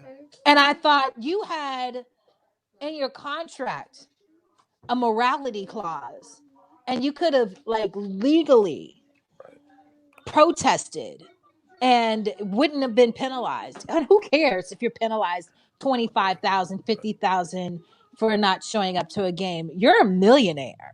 Yeah, right. You're right. A multimillionaire. Right, right. Yeah. So who cares? But that's basically the gist of everything. This is what they really are. This is how they really are. And I think Kaepernick, he took that lick. I kind of wish he never went back and asked for his job back. I kind of wish that Right, never happened. right. um Especially after he got a $70 million deal with Nike. Yeah, yeah. um It seemed unnecessary, and then it kind of. I think for most of us, it's a level of not understanding. Like, but I felt that way with like Nick Cannon. You know what I'm saying? Like yeah, there, for a lot of us, there is this belief about rich people. Like we do in our mind, most of our minds, most of us, we look at once you like most of us get half of what these people get paid, and we finna tell our boss, his mama, his daddy what they can do with our butts and all kind of stuff if we get the half of what these people get. So we do begin to look at these people in a particular kind of station, um, why do you need to work for somebody? If I had half of what you got, I wouldn't be working for anybody. And that's just not the case. And I felt like that with, like I said, I felt like that with Nick Cannon. I felt like, you have this, and this. Why are you on this apologizing tour or whatever? and like even from what I understand, even the Jewish community is like, this is, you're doing too much, you Yeah, know. right. I bet they are. Because he is doing too much. I've Nick been actually doing seen too a much YouTube though, video man. of somebody who was a self-proclaimed European Jew, and saying that they felt like it was disingenuous. Like Nick Cannon, as much as he is apologizing, the more he apologizes, it feels The fake it disingenuous. look.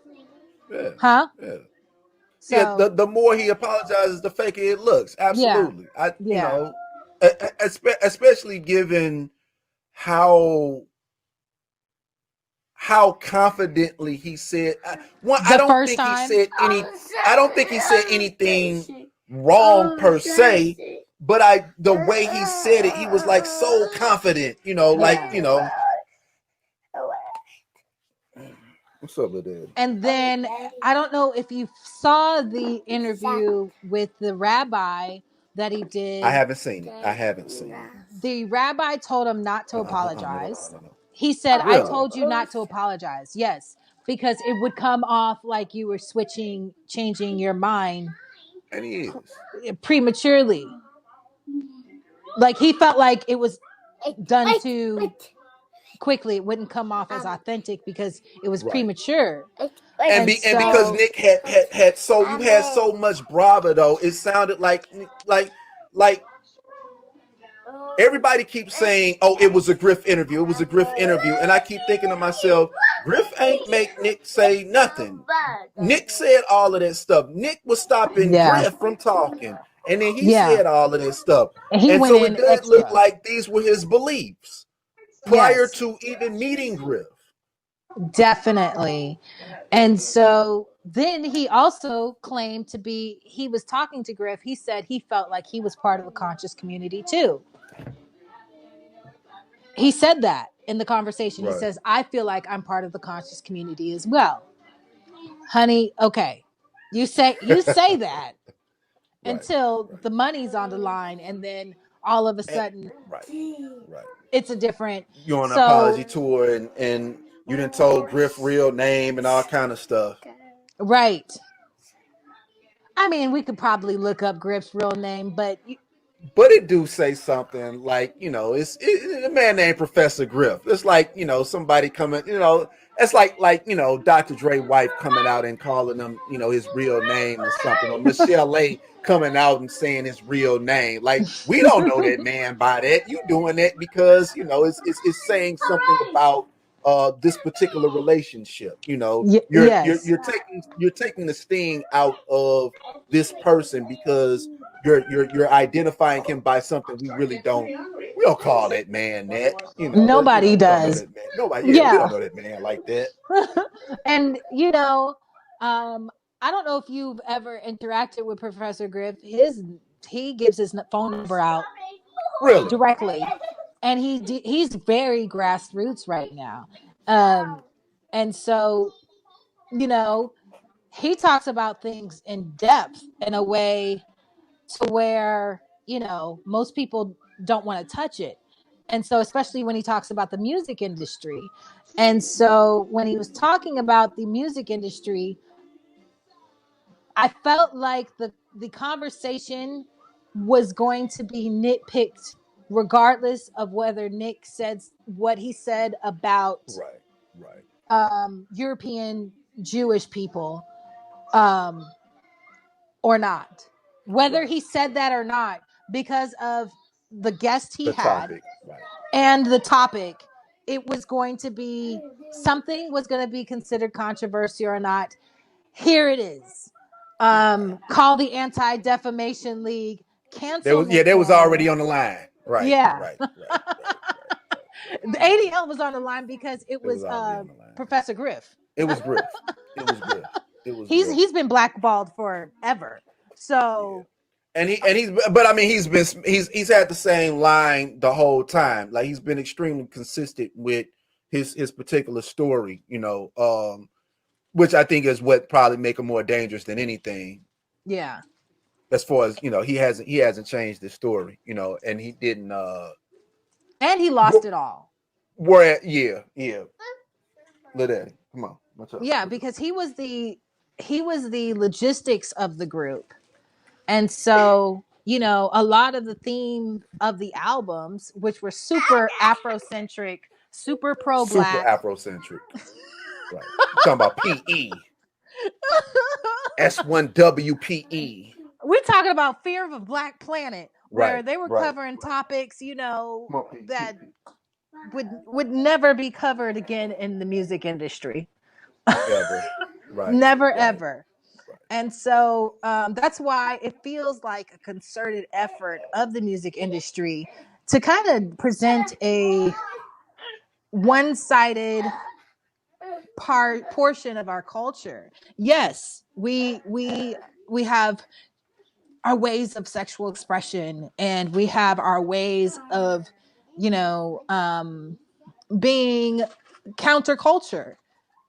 Right. That is counter to the culture. Stripper culture is counter to the culture, especially Black women and the Black female body, and not feeling ashamed about it. Yeah.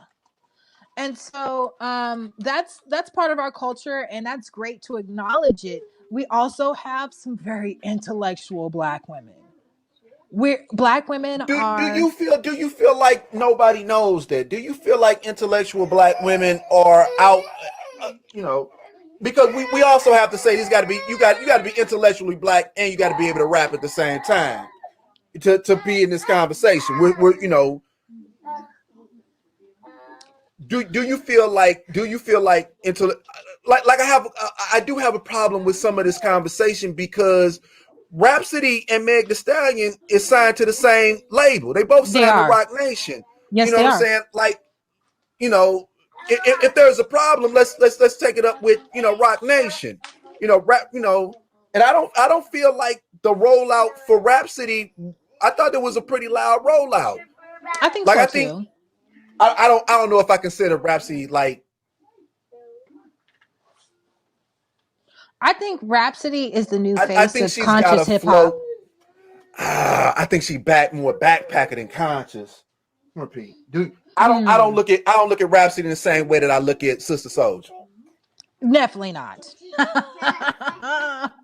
You know what I'm saying? Definitely not. I agree with you on that. We don't look at Rhapsody the same as Sister Soldier, but I also think that But I do think that like I think there are um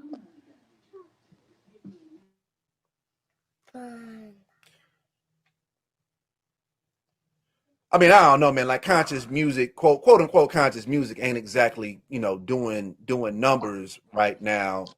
And I it mean, hasn't. we could say that, but Like then maybe like like a Cole. Like I don't look at Kendrick and Cole like the Cole. same way as PE. I don't look at Lamar. I don't look at Lamar like I don't look at Lamar at all.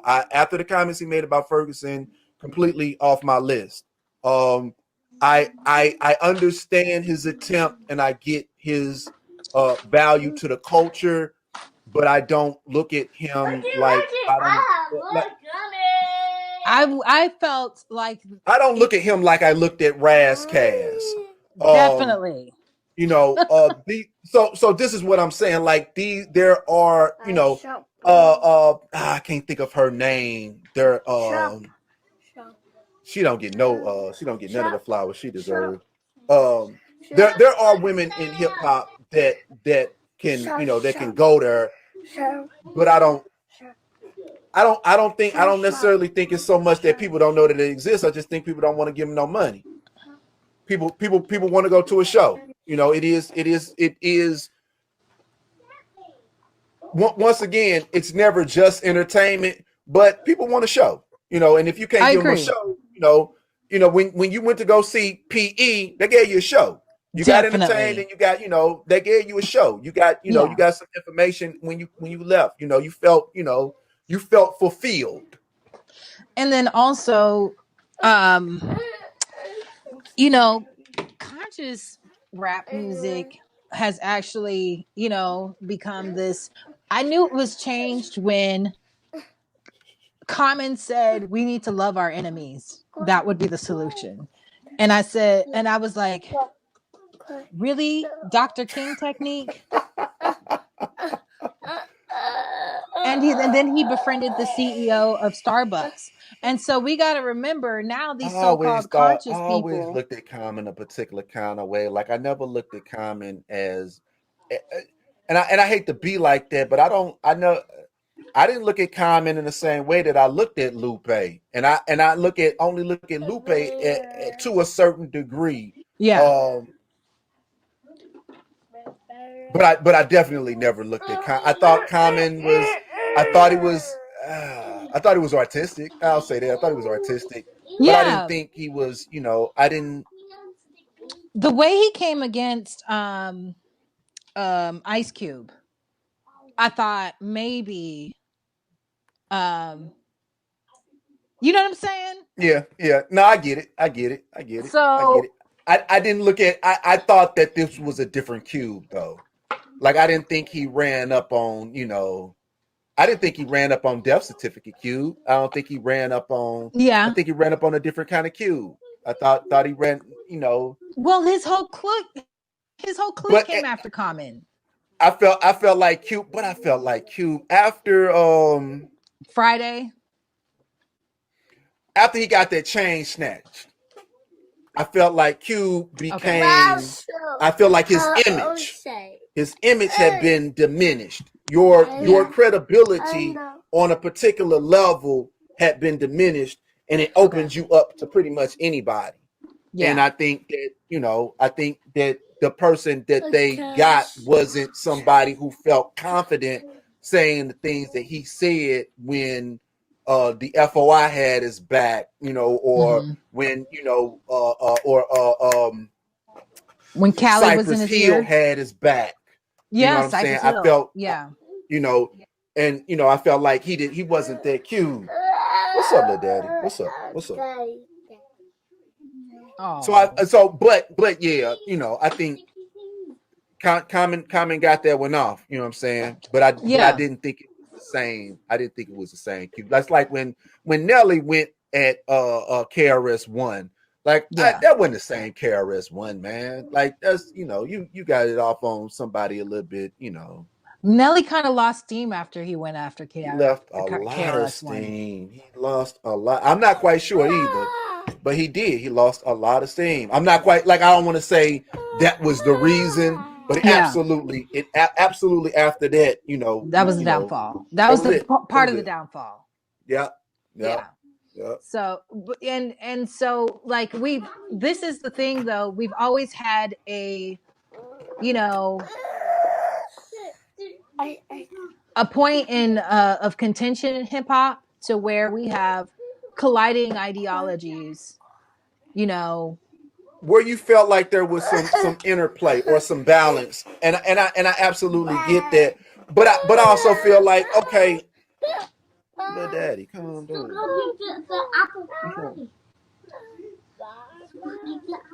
I, like I'm not quite sure. I'm expecting, I'm not quite sure what to expect.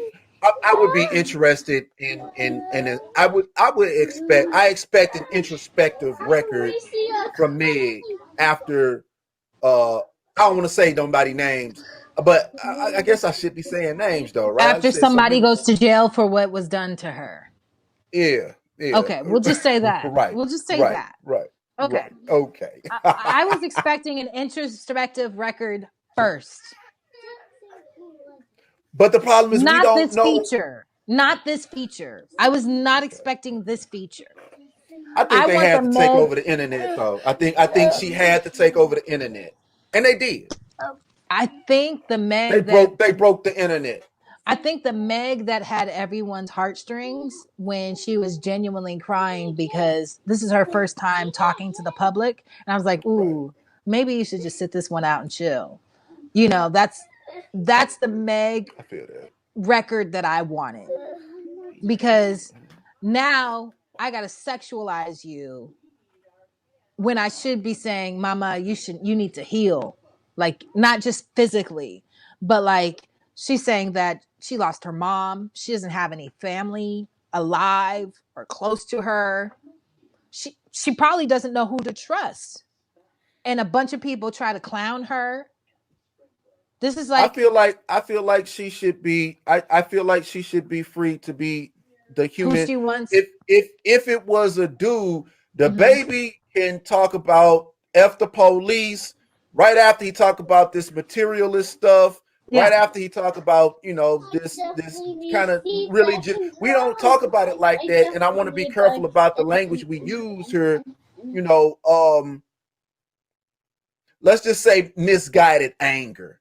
Okay. It's a lot of things that he can discuss and it's still a vulnerable record.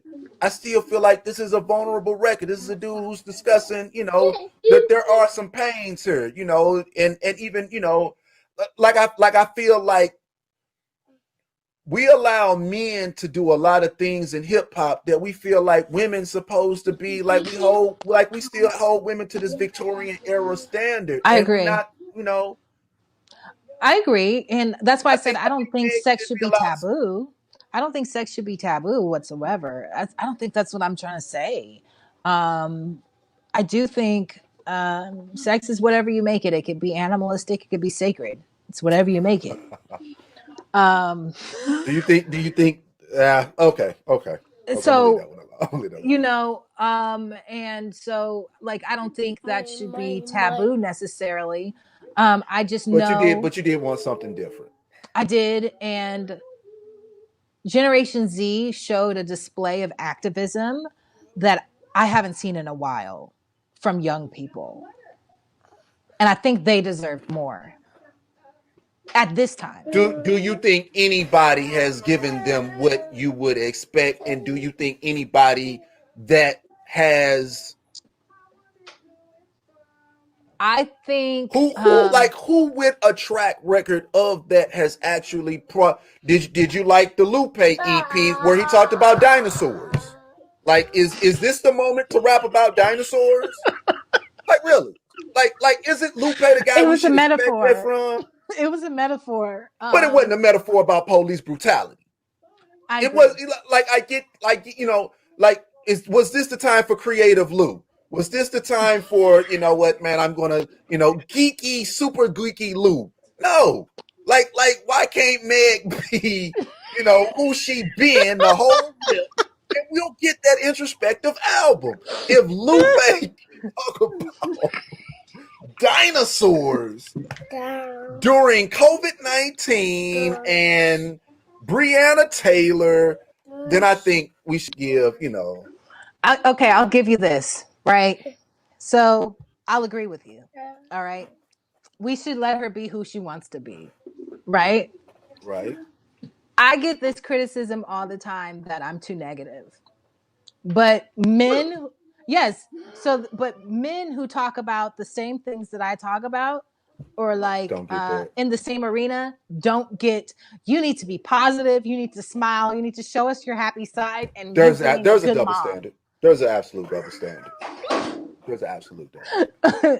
You look like a miserable person because you're always We complaining. expect women to put on this face all the time, and you're not.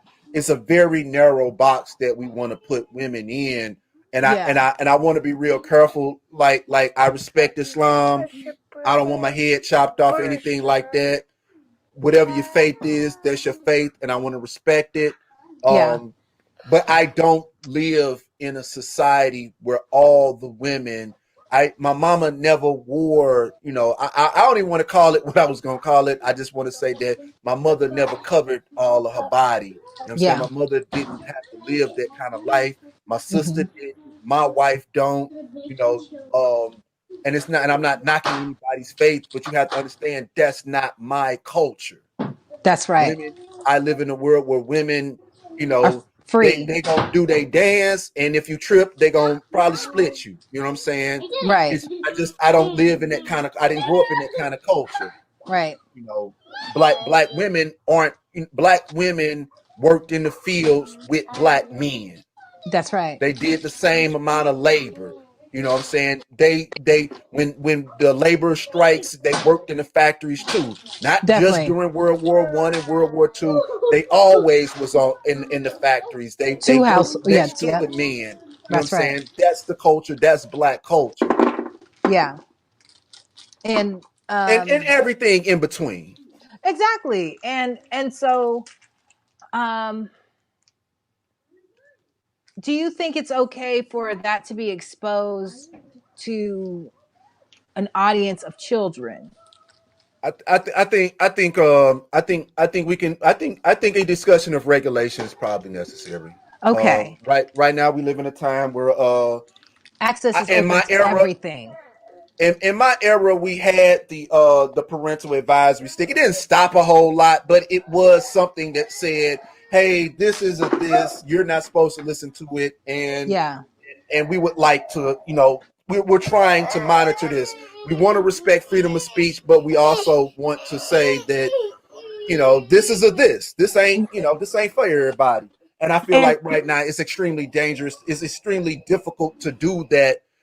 And I want to be respectful of parents' time, that it is difficult. I YouTube can monitor um YouTube can monitor content that might be designated for children, but I think they're going to have a hard time monitoring content that's for adults adults. Okay. away from children. Okay. But I also want to make sure that um, it's a whole lot of stuff on YouTube that That needs needs to to be in be. that category. We need a stamp. We can stop. Do not do that. It need a lot of stuff need a stamp. A whole lot of stuff need a stamp. But I am absolutely open to the conversation of regulation. Okay. Because that's basically what I'm more of a proponent of. Like I said, the internet is wide open, especially Very wide open. digital information. Because we're not buying a physical record anymore, so there's not that clerk that says, "Hey, you're not 18." There's no adult in between. There's nothing in between the child and the content for real. And Exactly, and there aren't that a. Go mhm. ahead. I was going to say the conversation of parental responsibility is kind of null and void because every child has access to the internet 24/7. In this way that we are discussing. And I Exactly. absolutely I do think that parenting has to be, Some it can be there, but who's it's hovering part over it's their part teenager like 24/7 like that? Who's doing I that? Like think nobody. no, and I think there's going to always be like I grew up in the era. Mama, help me. I grew up at a time when like HBO and Cinemax and Showtime had those kind of movies on late at night, and we would sneak in, Skinamax. all of that, right? So I do feel like you're going to always have these spaces that everybody knows what this space is, and children are going to try to sneak into those spaces. Of But course. I absolutely agree that it should be something akin to sneaking to stay up at late at night while your parents is sleeping, they don't know. And there That's right right. now it does kind of, but at the same time, I feel a way about all the millions of children quoting the baby's I agree. lines, what I'm saying, on TikTok. You know what I'm saying? Like all of this is kind of we're in an interesting space when it comes to that. And I do, the conversation of regulation, absolutely. I want to be careful about censorship. I want to be careful about, No. I'm not talking about censorship. I feel like what they had to do, what Larry Flint had to do to prove that it wouldn't, what Larry Flint had to do to prove that children wouldn't get a hand on his magazines. right, What the Congress made sure people did to make sure that, like, everybody didn't get a hold of Uncle Luke's music. right, right. I think those types of measures need to be done because I honestly just, of course, no child is 100% innocent, and you're not going to be able to shelter them from everything. I just It think, should be a choice. I do agree that it should be the choice of the parent, though. I should. like, if there was a way to do parental guidelines for And certain yeah, accounts, like an easier way, an easier tool. There should be some tools for the parent to be able to implement. Let me put it like that. yeah, Um, like if the parent has internet, without having to block every site, there are some things right. that you would want your child to watch on YouTube. If you don't want to watch this video, there should be some way to say, no, my child can't watch this. This should be marked, and like I didn't have to go through any red tape to get to the video. You know what I'm saying? Right. I didn't have to show my card. I didn't have to, didn't even have to pay no money. You know what I'm saying? And we Yeah. got the show. So I absolutely understand that concern. It is very widely accessible. And once it Intentionally. hits the internet, in that particular space, it's not very difficult to download a video from YouTube. It's pretty much for again, it pretty much they kind of want you to, I think. Definitely. So and once it hits there, it's gonna spread through everywhere. I get that. Do we feel like this is pornography? Do we feel like this is something that would be approved to be viewed at school? Is that the same question? Absolutely not. Absolutely not. Okay, Absolutely so not. if we Absolutely know not. it's Absolutely okay, not. so if it's inappropriate for, if we would be upset at a teacher for showing this video at school, I don't know why it would be appropriate to have access to it at home. For younger children is what I'm discussing. Like, No, I agree. I agree. I like I said, I feel a way that this particular video is what the creates. visuals are astounding. This is not the first time this has happened. Nelly No. had the tip drill The video. tip drill video, right? And Sisters at Howard University, he was trying to do a bone marrow drive for his sister. Spellman. I thought it was Spellman. Oh, yes, it was Spellman. I apologize. Howard is not Spellman for sure. It was Spellman. No. And they were looking for a donor for his sister, and they boycotted the drive because you're not going to degrade us and ask for our DNA. I think that's, but I think, and I'm glad that came up. I think the tip drill video is very different than this. You think it's very different? I think it's very different. Okay. Do you think that the sliding of a credit card is comparable? Like this right here is the dancing and all of that. Even the entry of the thing that people got upset about is that they reserved a space of regala for what's her name, Kylie Jenner. This is not, this is not quite exploitation. This is an empowerment. And I think that's what pissed more dudes off than anything. You're not in this. This ain't dudes pouring wine on nobody. This ain't no, I'm finna turn you into a cash register. This ain't, you're here for my 100% satisfaction. This is not that. This is something it's artistically done, the pastel color scheme, everything. This is not, after party groupie set. This is not that. No, that's it's not that. What we got. Nelly and them had no choreography. That's not what Nelly gave you. That's not what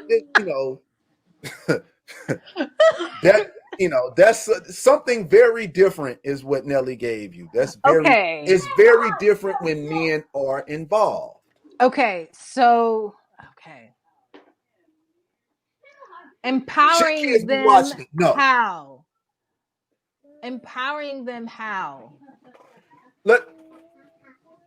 Because Black women, who's stopping you from having sex the way that you want to have sex? It is the removal of my voice from that conversation. Okay. Cardi be a married woman. You know what I'm saying? Regardless, whatever man got going on now, the conversation is a woman to men. And it is saying this is how we're structuring the conversation of sex in an environment where men have kind of dictated even the best of them, from Q-Tip to all of them. It's been my Jimmy and all of this other stuff. Yeah. And now the women are doing it. And it ain't no dudes involved. It's not no men involved. It's all women. If I don't want to say it's no phallic worship. Huh? No phallic worship. There's no phallus to worship. There's nothing. Nah. Yeah. It's much more about women. The whole thing is about women. Yeah. There are like I can't defend the gyrating and all of that. You know what I'm saying? That's part of that culture. Like, you know what I'm saying? Like I can't defend that. You know what I'm saying? I can't say, it, but it is a part of the culture. I agree. And when it's done with women, it is very different than when it's done for men. Even the Dre, what's the Dre video where they go to the club? Hold up, wait. That one. Even that one. All of them. The one that oh man, I can't think of his name right now. From Atlanta. Pretty much every rapper from Atlanta picked one. Even David Banner, you know what I'm saying? Get down on the floor. All of that is very. I think my argument would be that this is very exploitative of women, and yet we embrace some of these men as activists right now. when women do it, it is a lot different. You know what I'm saying? There is an agency that is missing from these other songs. You know what I'm saying? The women don't, with the exception of like Trina and Trick Daddy, and even that I felt was kind of like Trick Daddy's Trick Daddy songs, kind of like Trick Daddy kind of controlled this conversation. Yeah. But I feel like and that's not, I think there is something about giving the stripper a voice that says that this is the empowering point in the conversation. The problem Is that we have with like Thomas Jefferson is that you know you know Hemmings never gets a voice, and we definitely. would question whatever that voice was because she's so young. You know what I'm Yeah. saying? It's a problem that I have with a lot of these conversations about Harriet Tubman and all of that because who's giving voice to her is really interesting. Exactly. Well, Yeah, that's a whole other rabbit hole. yeah, because I was like, yeah, they that whole movie, it flopped, and so Rightfully so. I just hope that that new um Fred Hampton movie I flops forgot all too. about that. I hope it flops too because they're gonna Yeah, stop right. making Me too. movies like that. Right. They're Right. gonna stop telling our story their way. Exactly. Exactly. So hope I saw a TikToker actually try to promote it, and I was like, I wish they would make a movie centered on his work and not on an informant and his Right. demise. Right. Right. Right. Right. So And this need to keep highlighting informants in these movies. right, and Yeah, come on. um, this is a way of not just it's a way of perverting the story to me. It has perverted the story, and you're trying to take the story, and you want to Disneyify it, you want to Americanize it, you want to water it down, you want to water down this extremely militant idea.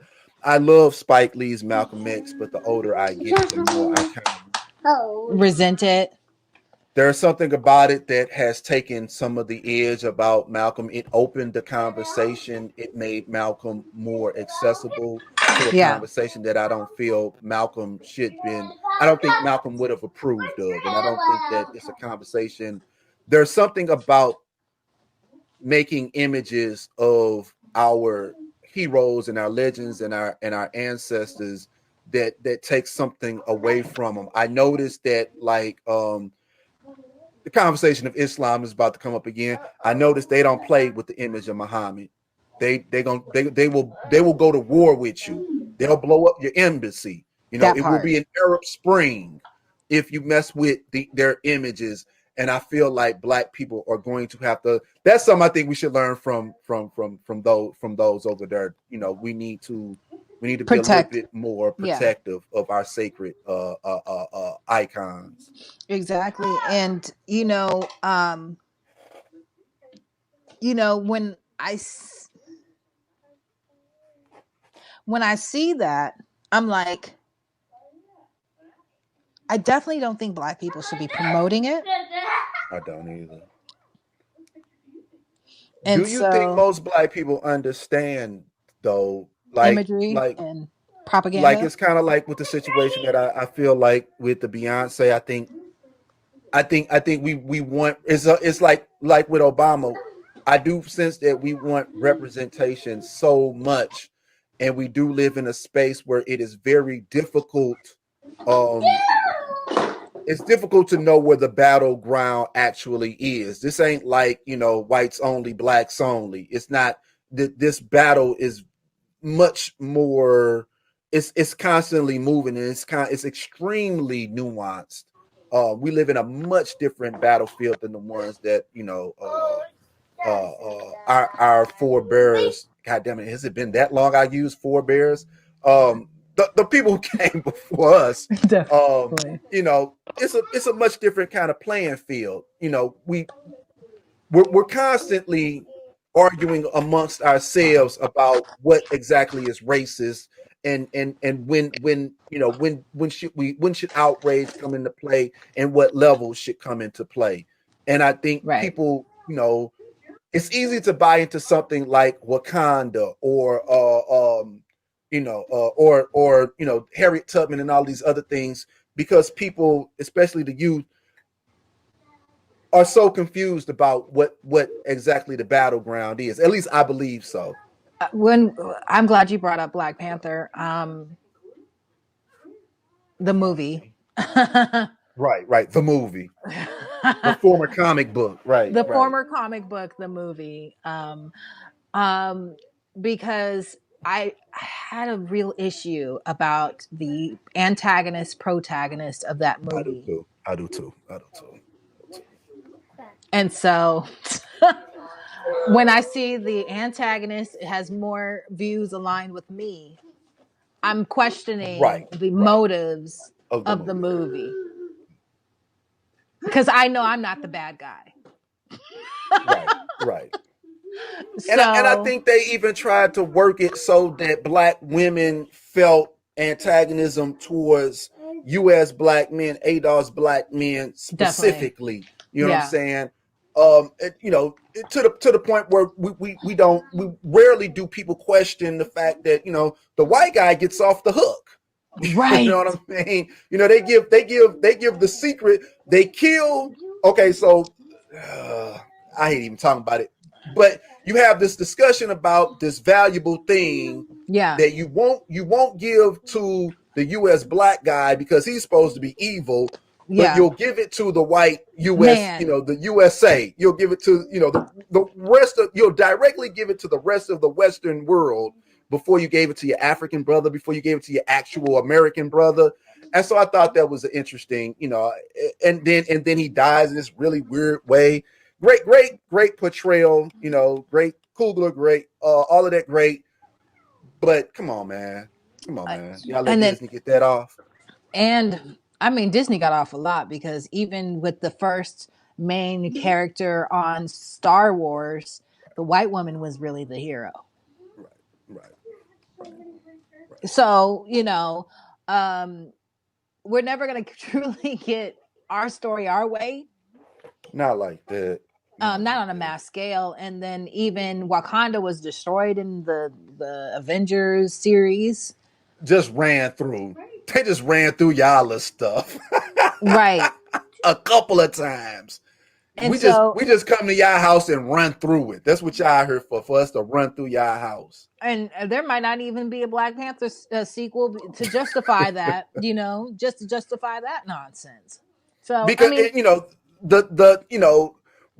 they can only run through they can only reenact the saving of New York City from 9/11 one time. right, We can run through Africa all we want to. You know what I'm saying? right, We can destroy Africa and keep destroying Africa. Whatever trauma you feel, we don't care.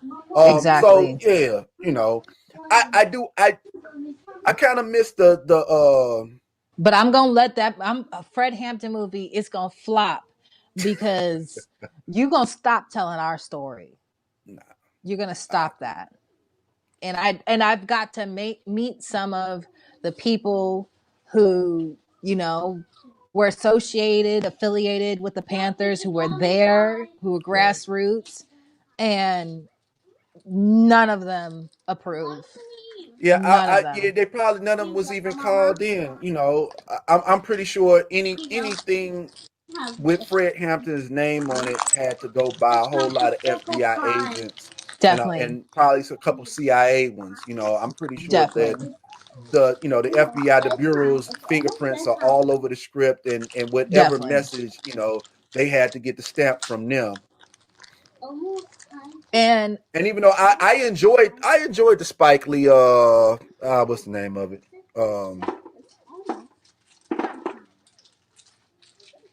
The one where the black cop infiltrates the Klansmen. the Klansman. Yeah.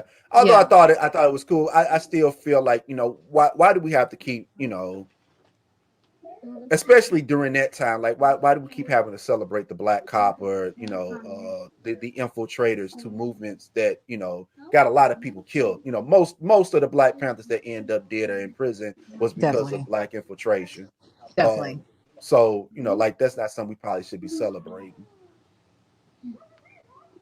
I don't even want to say on this live what I want to say about infiltrators, but we're gonna leave it at that. Every other culture knows how to handle them but us. So that's Right, what I'm gonna say right, about it. right, right, right. Yeah, yeah, no, yeah, yeah, right. Nobody celebrates the, Yeah, nobody, everybody else knows how to handle that yeah, than Black culture. So that's yeah, that. yeah. So, but and we like in telling our own stories. I want to do crowdfunding, like for other like actual creators who have ideas. However, it's the execution that I'm worried about. I Like, think we kind of, I think you kind of gotta. I think crowdfunding is a great thing. yeah, My wife crowdfunded like a textbook that she wanted to put out, and I thought it was, I thought it came, like you say, execution is going to be execution. Every project is going to be received differently. definitely, Um, but I think people should take that leap. You know what I'm saying? I think people should try. I think more Black people. I think art is a series of misadventures until you get to something really really dope. And I think that definitely, Black people need to get back on that road. I remember like underground movies like Blue Hill Avenue and things like that. Even Tyler Perry plays before he got really really big. Um, I think Black people have a rich history of underground or just non-mainstream productions, and yeah, it's gonna be hit or miss. That's to be expected. Hip hop was hit or miss for a very very long time until definitely, it came into its own. And so I feel like definitely. I think Black people should shoot their shot at the underground filming, and especially with YouTube around, man. Like I feel like, I think that's like a missed opportunity, like, if one thing can spread, everything else can spread. And I would like to see more productions because I think Definitely. And then like what I would else like to see is like a lot of these people, there's a lot of Black filmmakers. And so film writers um too. the movie making process digitally has been made so much easier Right, than say right, when Spike Lee was coming out of, New York Film School. right, right. And so, if we do the right crowdfunding, I mean, some of this software is less than $300 Yeah, to if make a. Dolomite can make a movie, then you know what I'm saying, the average person today could put something together too, Yeah, I agree. I agree. I was saying like because I know a lot of like the younger generation wants a full movie production that to look professional. Um, and I'm saying it's not that hard. It's not It's as there. Yeah. hard The as tool, it the used to software and be. the tools is absolutely there. Like we were talking about TikTok and the filters and everything and the special effects. Like, I, I I bet a person could do some really, really interesting. I mean, patience, of course, but shit, it takes patience to make a full motion picture. Right. And the editors aren't cheap, you know. No, they're not. Absolutely. Right, They take right, their right. time and Yeah, it's definitely a project. it's a It's not project. something a It's a project. fly by night, endeavor. It's definitely something you have to take your time with. But um I I also think it's also about looking for what's also out there. yeah. Like I feel like I spend so much time, as far as movies are concerned, I spend more time on Netflix than I do just scouring the web for something that might, Be new be just and as different. interesting, but Yeah. tells a story that I want told. Well, and then like you'll see some of these I like to look at the blackballed celebrities. Sometimes they have when they can't do it mainstream anymore. Like there's this one guy from Scandal. He's a Black guy, and his I remember. wife. Yeah, he's made independent films. You know what I They mean? any Since good? then, he had a gangster one. Of Um, course. they made him a sophisticated gangster. You know, they Like, tried like, like, like in Gatsby, like who? like a Gatsby, a great Gatsby A type of Gatsby person. gangster. Okay, okay. You Like know, Tank. he was still black. You know, and the leading lady was black, but you know, they tried to make him But a little bit. like kind of like Hoodlum, though, right? Yeah, yeah, like Hoodlum. There was violence and everything in it. Yeah. Hoodlum was Um, good. Hoodlum was very good. It Hoodlum had an was all very star good. Hoodlum was very cast. good. Hoodlum was very good. Um, Hoodlum was very good. I liked Hoodlum because you know, it definitely the woman was in power. She was. She was and the matriarch, and literally. when she faltered, he lifted her up. And he still Right. made sure, Right. yes, he's making his own moves and his own decisions, but he's still trying to keep in mind your vision. Right. Right. Yeah.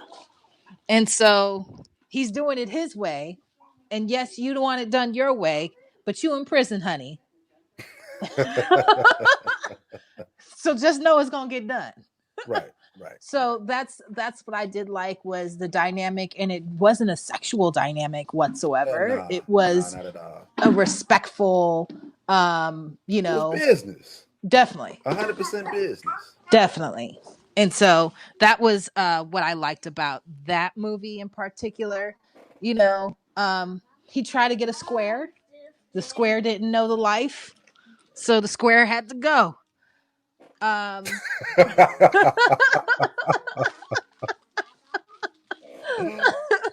so, Well but put. yeah, yeah. So No spoilers. Go check it out.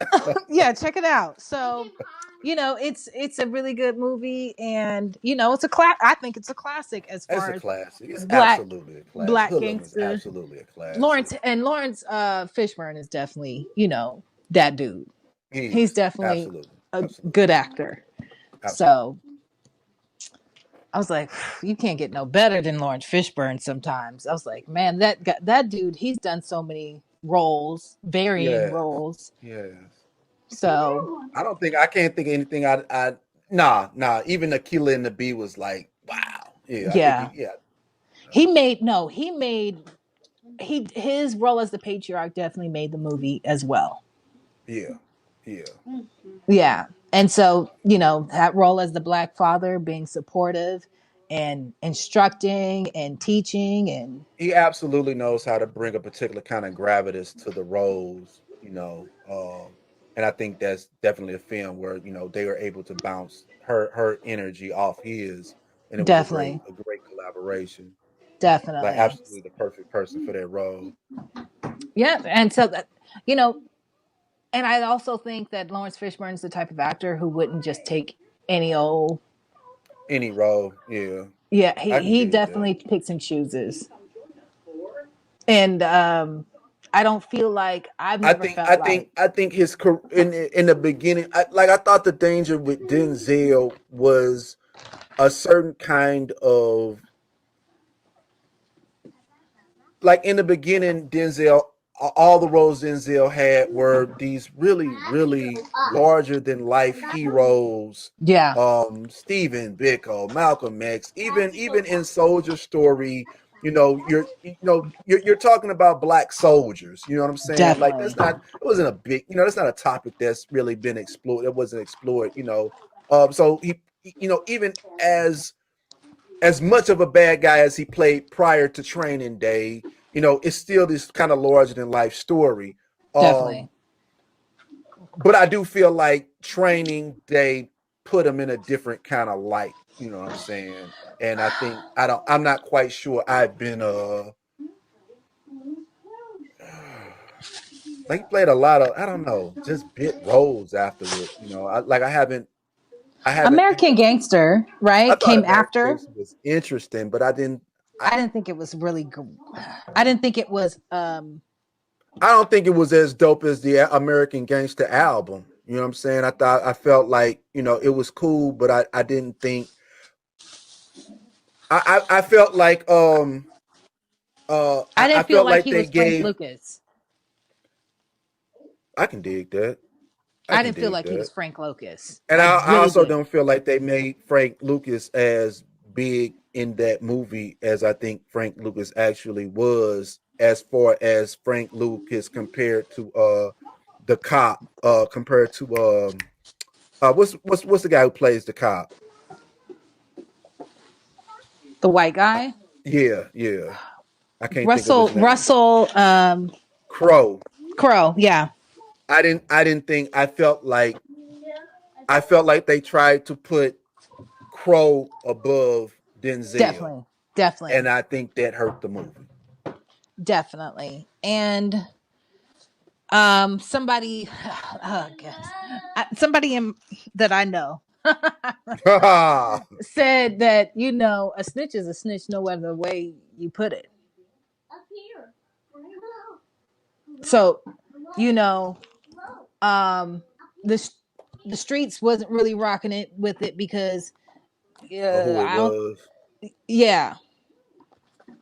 And so, but I was like, I was like, white people don't really scrutinize their gangsters like that. I They're don't think so either. And I don't honestly think all black people do it. I think a lot of cats play up to a particular kind of bravado, as far as that's concerned. I find it interesting that like I don't want to say I want to be real careful, but I do find it interesting that someone who was paid, someone who was plugged by the CIA to flood, drugs, has the type of position they have in hip hop. Yet, we're discussing the idea of a snitch being a snitch. You know what I'm saying? Like I feel like there are a number of people in these spaces that has some interesting relationships to law enforcement and these institutions of the FBI and whatnot and the CIA. yeah.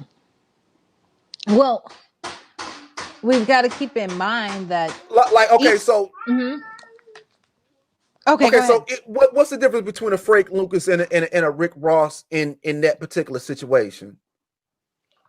Um, Like if you're knowingly selling drugs for the the government. CIA or whatever. Mm. You know, the main difference is loyalty, perception of loyalty, I should say. And so the perception of loyalty is that we can't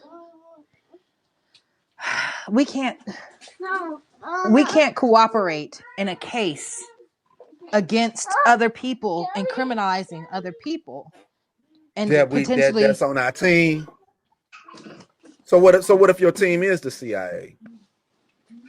if the team is your CIA, what makes If you the any team is different? the What CIA, makes you, if your team is the CIA, what makes you different than like a black CIA agent?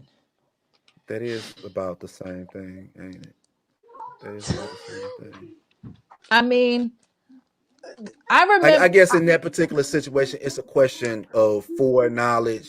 Although I think I I'm, remember I, a black person criticized me for what I said about something. And I said, "You're a black veteran. Don't ever call me a tap dancer. hmm. You tap dance for Uncle Sam to shoot at brown people for the white man. I'm Some, not, not all, but nobody's, no no, doubt, no nobody's doubt. perfect. And I'm not trying to put any blanket. I'm saying But if we're going to don't be throw judgmental, stones right, in a glass in the house. glass house, don't throw stones in the Don't glass call me. My intention is never to tap dance for anybody. So that's what my point is. And so when you have black people who work for the government, which several do, post office people do, um, you know, No, it's a whole lot of people that work for the government. yeah, that's what I'm saying. Most of the black jobs. Most of the secure jobs are for the government. And For the so government. I'm talking about in a capacity to where you perpetuate, The um strength of the white supremacy white. structure. Yeah, Yeah. definitely. Then that's something to be said for that. Um not to just like bash people or criticize people or judge people. It's more of a thing of, um To look at the things we're from a all more doing what we nuanced got to do to perspective. survive. Yeah, Yeah. we are all doing what we have to do to survive.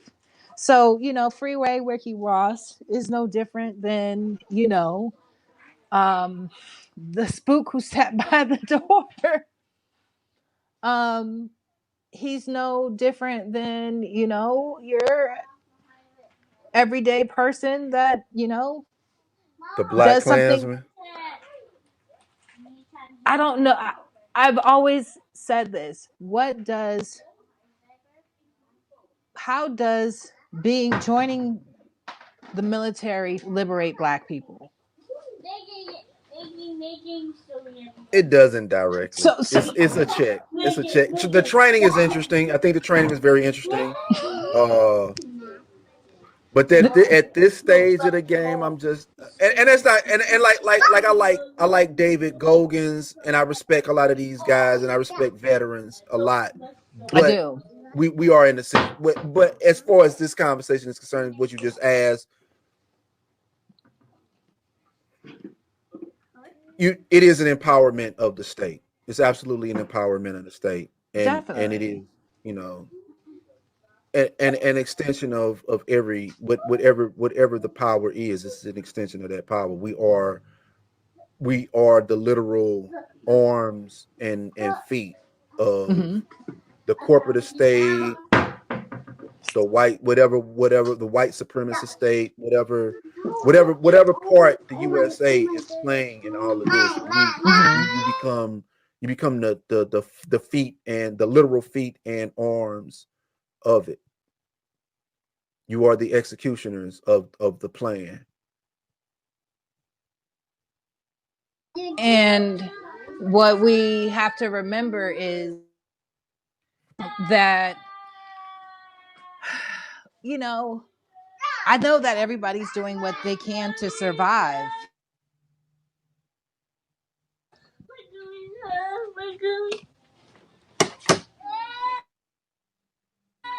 And so, being that we're all doing what we got to do to survive, like um, we can't be like you're worse than that, and this is better than that, and Nah, nah, nah. we're all trying to survive, and A so like certain level, I agree. A certain level of asylum has to be extended to everybody in this yeah, particular state, and I think that's what I'm getting at too. I think that we I have no power. We have no stability of our own within our own economy. So yeah, I you apologize barely for got interrupting. institutions. Huh? No, Yeah. no, no. Please, please. And so that's why I'm like, oh, there's some leeway because I'm seeing you're doing what you have to do to survive. And so, Megan Thee Stallion, Cardi B, y'all are doing what y'all got to do to survive. Do I think it's necessarily contributing to the liberation of our people? I don't know. I've yet to see what you're going to do with that. I have yet to see what you're going to do with your platform. I've yet to see what you're going to do with the proceeds of said platform. I've yet to see that. And I don't. I think there's a yeah. I think there's a particular identity that they do represent. Like I thought what Cardi B did with City Girls was real interesting. That whole contest that they did, I felt like that was something I hadn't seen in hip hop. You know what I'm saying? Um, like I think oh my god, what's up boy name? Why am I forgetting these people's names? Is he part Um, of Migos or? nah, 3 6 Mafia. Yeah. You know what I'm talking about? I think he did like a twerk, but even when like I said, when dudes do it, it's different. You know what I'm saying? It's different. You know, it's a completely different energy. when Yeah. Cardi B and City Girls did, this national kind of contest, I thought that was interesting. You know what I'm saying? And I thought that was I don't expect there are certain things I don't expect from Cardi B. If she does it, I'd be really, really surprised, and that's what's up. But I think the way that she reaches out and the way that she reaches back is really cool. A lot of Yeah. people in hip hop at that level don't reach back at all. Um, I think and I'm pretty sure Meg has her own thing, but like you said, I don't.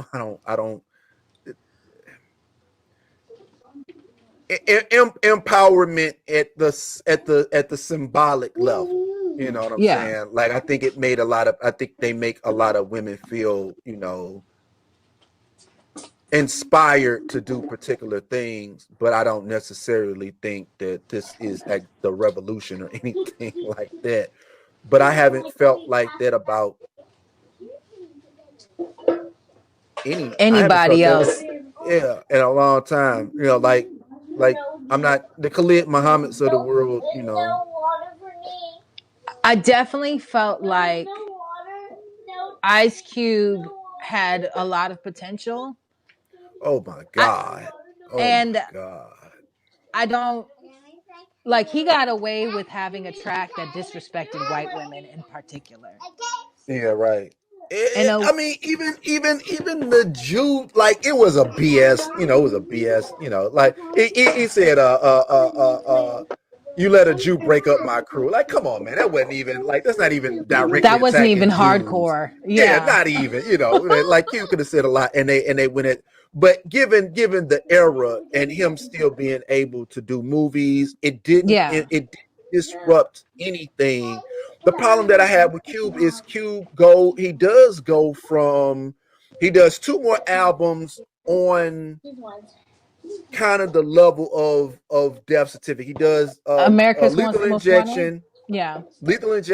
and then a Predator. Then Predator. there's Yeah. kind of this time span, um, and then he's back with the West Side Connection. Connection. He's Oh back. He's yeah. a gangster again, and he Yeah. tries to do the War and Peace album. He tries to completely rekindle the Death Certificate feel. And like I said, that wasn't his album. That was Khalid's album. Yeah. And Cube just didn't really have it. I don't think I should be knocking Cube as far as the family friendly movies. Like I think No, that's a not at really all. cool thing. Yeah. But it's a different space. It's not. To me, it left room for maturity within hip hop. So It could have, but I don't think people embraced it though. So there's another conversation that we could absolutely have. And so I absolutely think there's a whole lot of artists that have matured, try to, and then it's like they can't sell nothing now. yeah, So I think maybe only a Jay-Z can pull something off Jay nowadays. Z was real interesting. I feel the problem with Jay Z, man, is I don't know, like you so far gone from like I thought the 444 was interesting.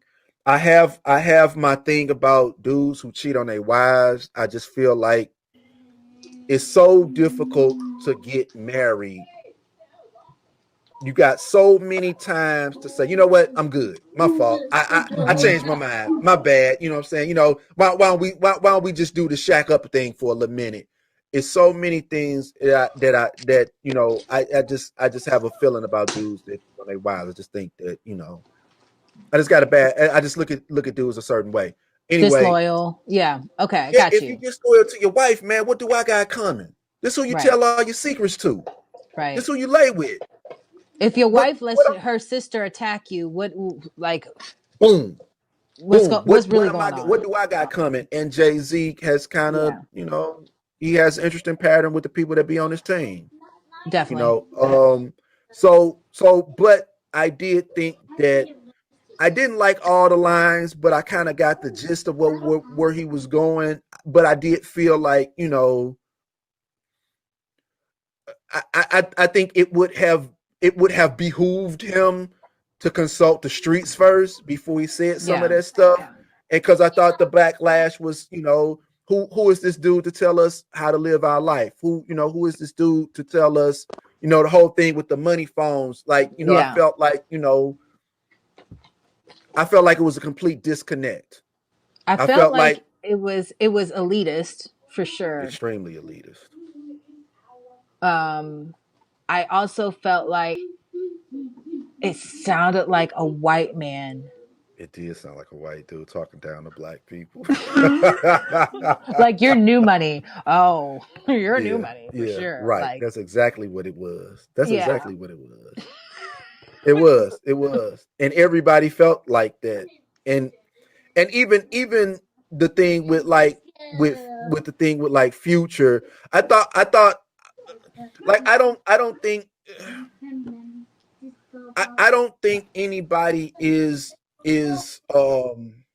like I think it's like with Mike Tyson going back into the ring. Now you get knocked out, Mike. You get knocked out, man. Like that is a blood sport. To me, hip hop a Yeah. blood sport, man. No matter how old you are, you know what I'm Yeah. saying. You get in that ring, Definitely. man. You said things about Future that I felt like, okay, yeah, Future got the right to kind of come back at you, man.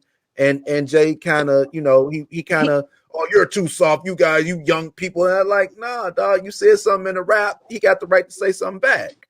um he definitely, it was a direct jab at Future. I think I he thought it tried was a to play it direct off like jab. it I thought it wasn't. was a direct I jab. think he tried to play it off like, oh no, I was saying if I would have left Beyonce, then somebody would have been. No, that was, we That know was a hip direct hop. jab. That That was a was a direct. direct jab. He tried to play that Yeah. like it wasn't. And he's like, well, I don't have a problem with dude. I just had him on my album. That don't mean It nothing. don't What mean are you nothing. talk? It What are you definitely mean talking nothing. about? This industry friendship stuff you talking about? Shut up. Like he knew Right. that was a diss. I knew it. I felt it in my soul. I said, "Ooh, that's a Yeah. Yeah. direct."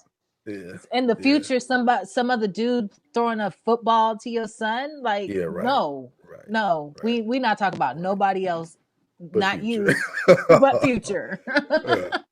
And Right. and, and So and and right, and you really didn't have no business saying anything like that. You know what I'm saying? That no, was an absolute direct attack and an analysis of dude's personal life. Um, definitely. and so I feel like it missed because of that, because of the disconnect. Although I saw what he was trying to do, so I do feel like I see Jay-Z spending a lot of money with a particular type. I see him spending a lot of money on Meek Mill, and see him spending a lot of money with Yo Gotti.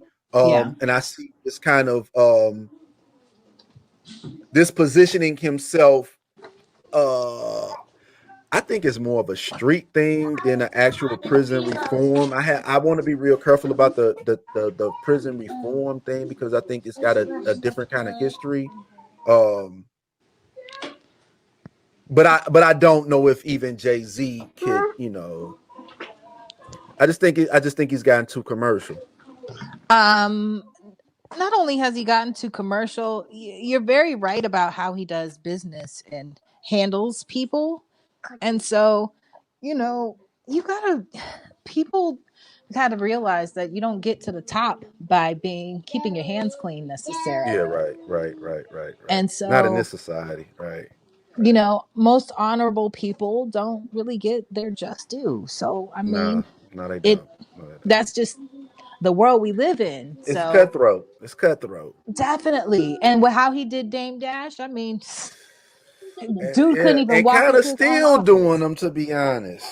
Well, right, right. So So yeah, nah, it's cutthroat, and I think any to look at him in any other kind of way is, I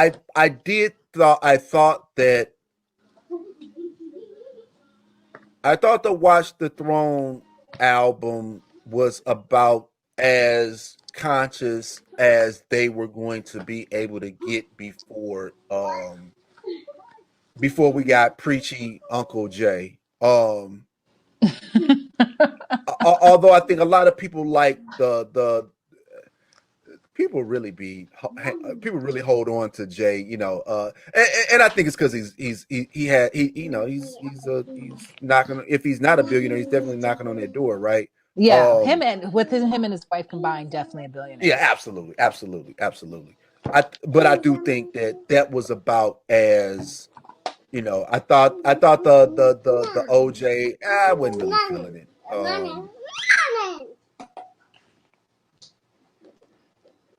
Well, Jay is interesting because um, he's still a gatekeeper, He's extremely a gatekeeper. and so Absolutely. um, but he could not control the wave of auto tune. He tried to do the He death of auto did, and tune. he got one person, and I thought that was so weak though. Yeah, And even T Pain was able to kind of pivot though, he can really quietly. sing though. He can. T Pain can Yeah, right. actually Yeah, sing, right. Yeah, right. Yeah, so right. he Right. wasn't Right. that Right. Right. affected. Right. But that was But absolutely, we're the attempt to damage auto tune, and it really, and ironically, Future kind of rode the auto tune wave, into his, and so this is my thing in hip hop. It should be about legacy, right? And your legacy is not necessarily just about your career. It's about the careers you everybody. impact. Yeah. Yeah. You know, Puff is known for, being an eater of souls. Not too many people survive that. And Should so anybody?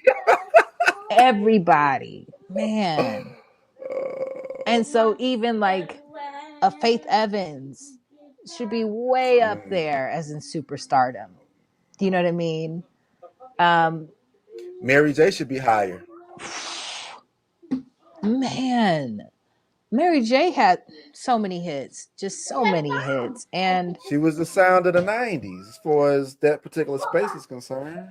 definitely, definitely. And so, and then just how he can spot talent, take a whole record, old school record, make it into another feel, I guess. Right. Right. Um, change the intention of the song and still make it hot. Right. Right. Um,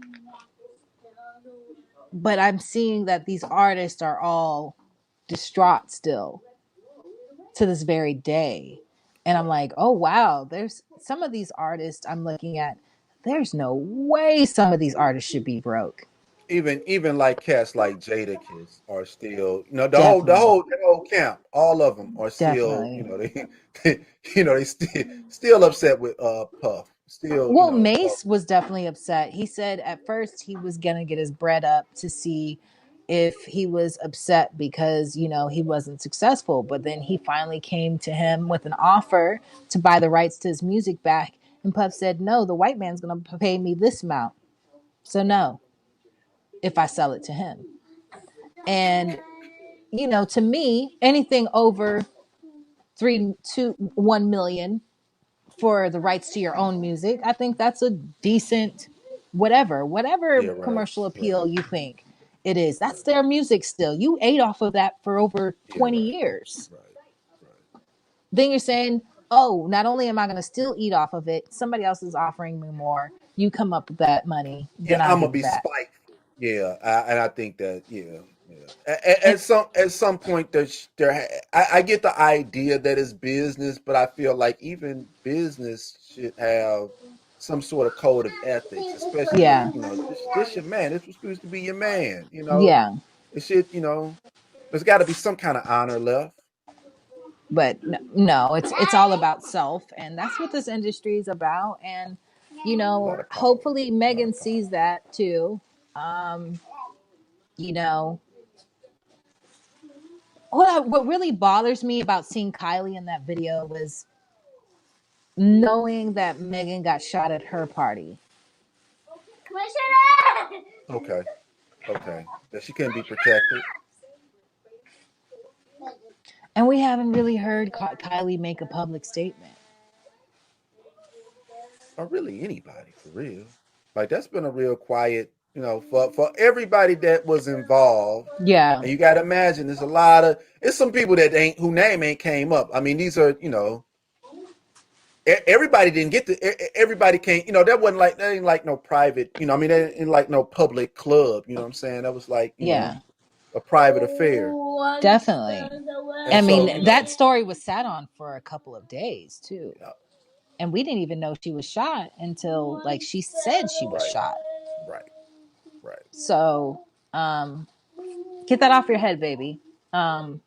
So for that to be the story, for that to be the narrative, and Miss I shoot 24/7 reality show, hang out with celebrities, tell everybody's business, to have like not say a word, and then all of a sudden you're getting accolades for this video, but yet this is my thing. When anybody else black throws an event and somebody gets hurt, it's a big deal. It's a big deal. Nah, you're right.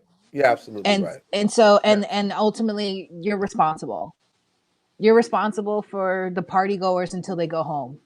If somebody gets hurt on the sidewalk in front of my house, I am responsible for them. And you Yeah. probably should. If somebody gets shot at your party, you probably Yeah. should be responsible. Yeah. So You you're should have a comment. You responsible should have a public comment. Yeah. and you Well, haven't let me made a ask you. statement. Do you feel like they owe us a public apology? Like, how does that work? Like, I are we don't simply interested in the no, actual story, or do we feel like I actually feel like um a lot of white privilege is at play here.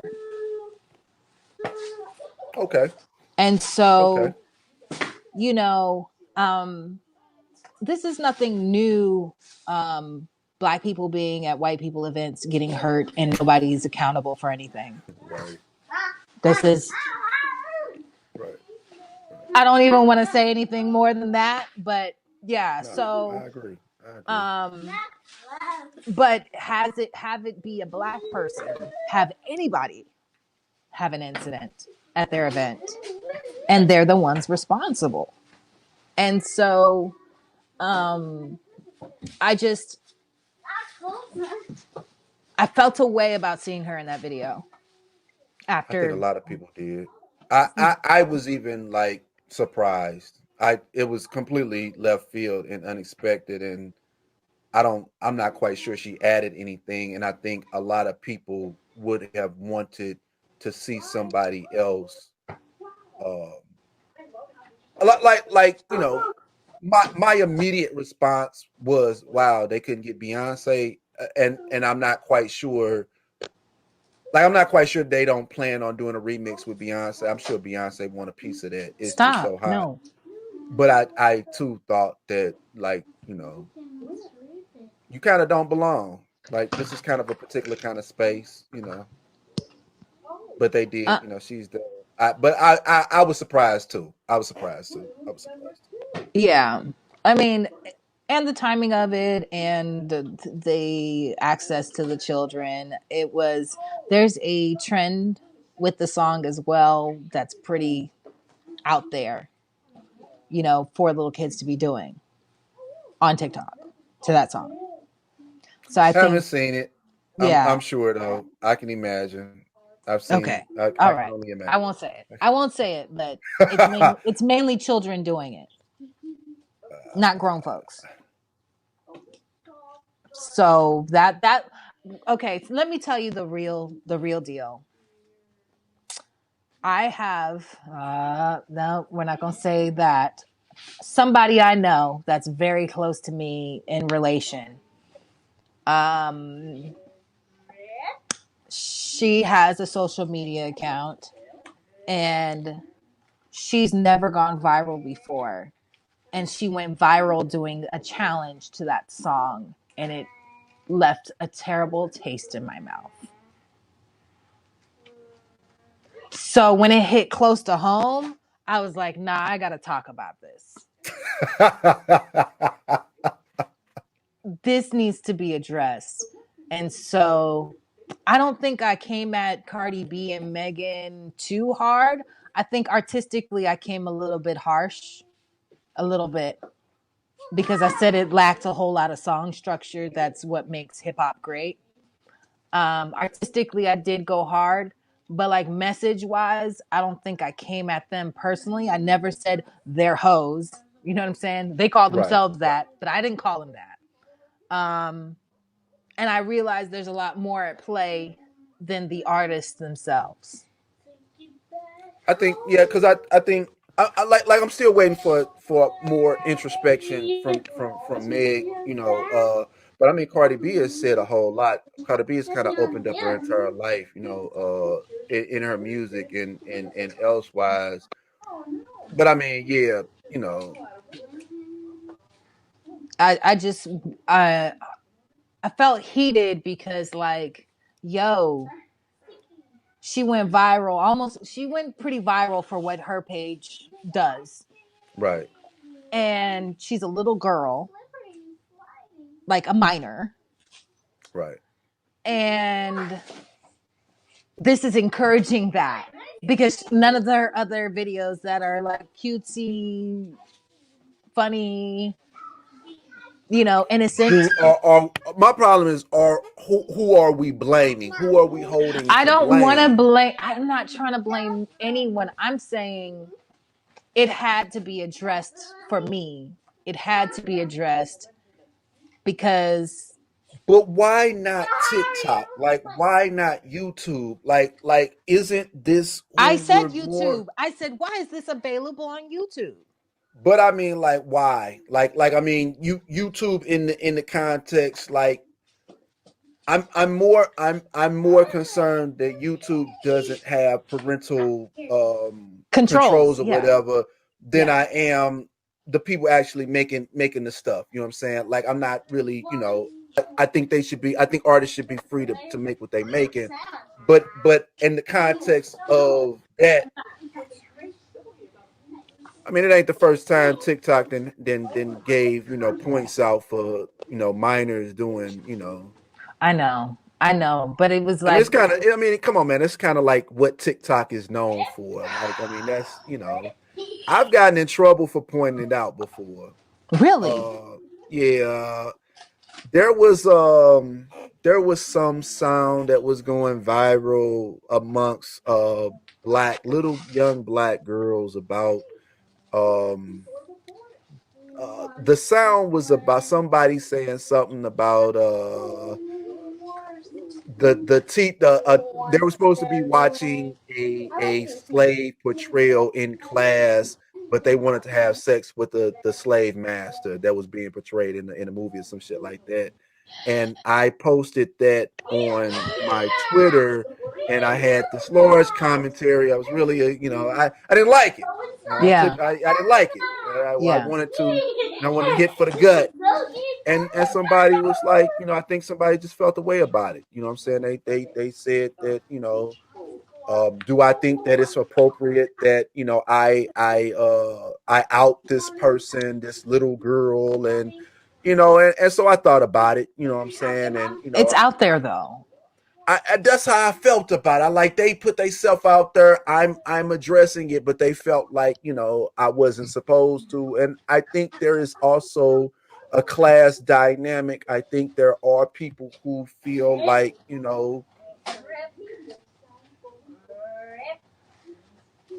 I think that some people, not everybody, obviously, but some felt like it might be an attack on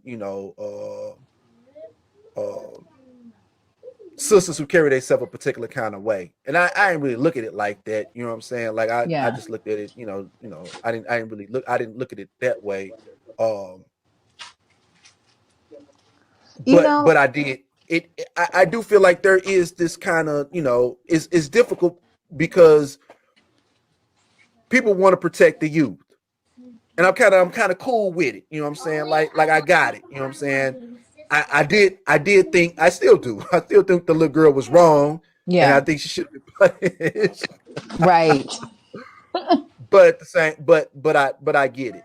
You know, I get that we want to put a kind of protection around how we chastise the youth when it comes to these particular kind of decisions on the public space.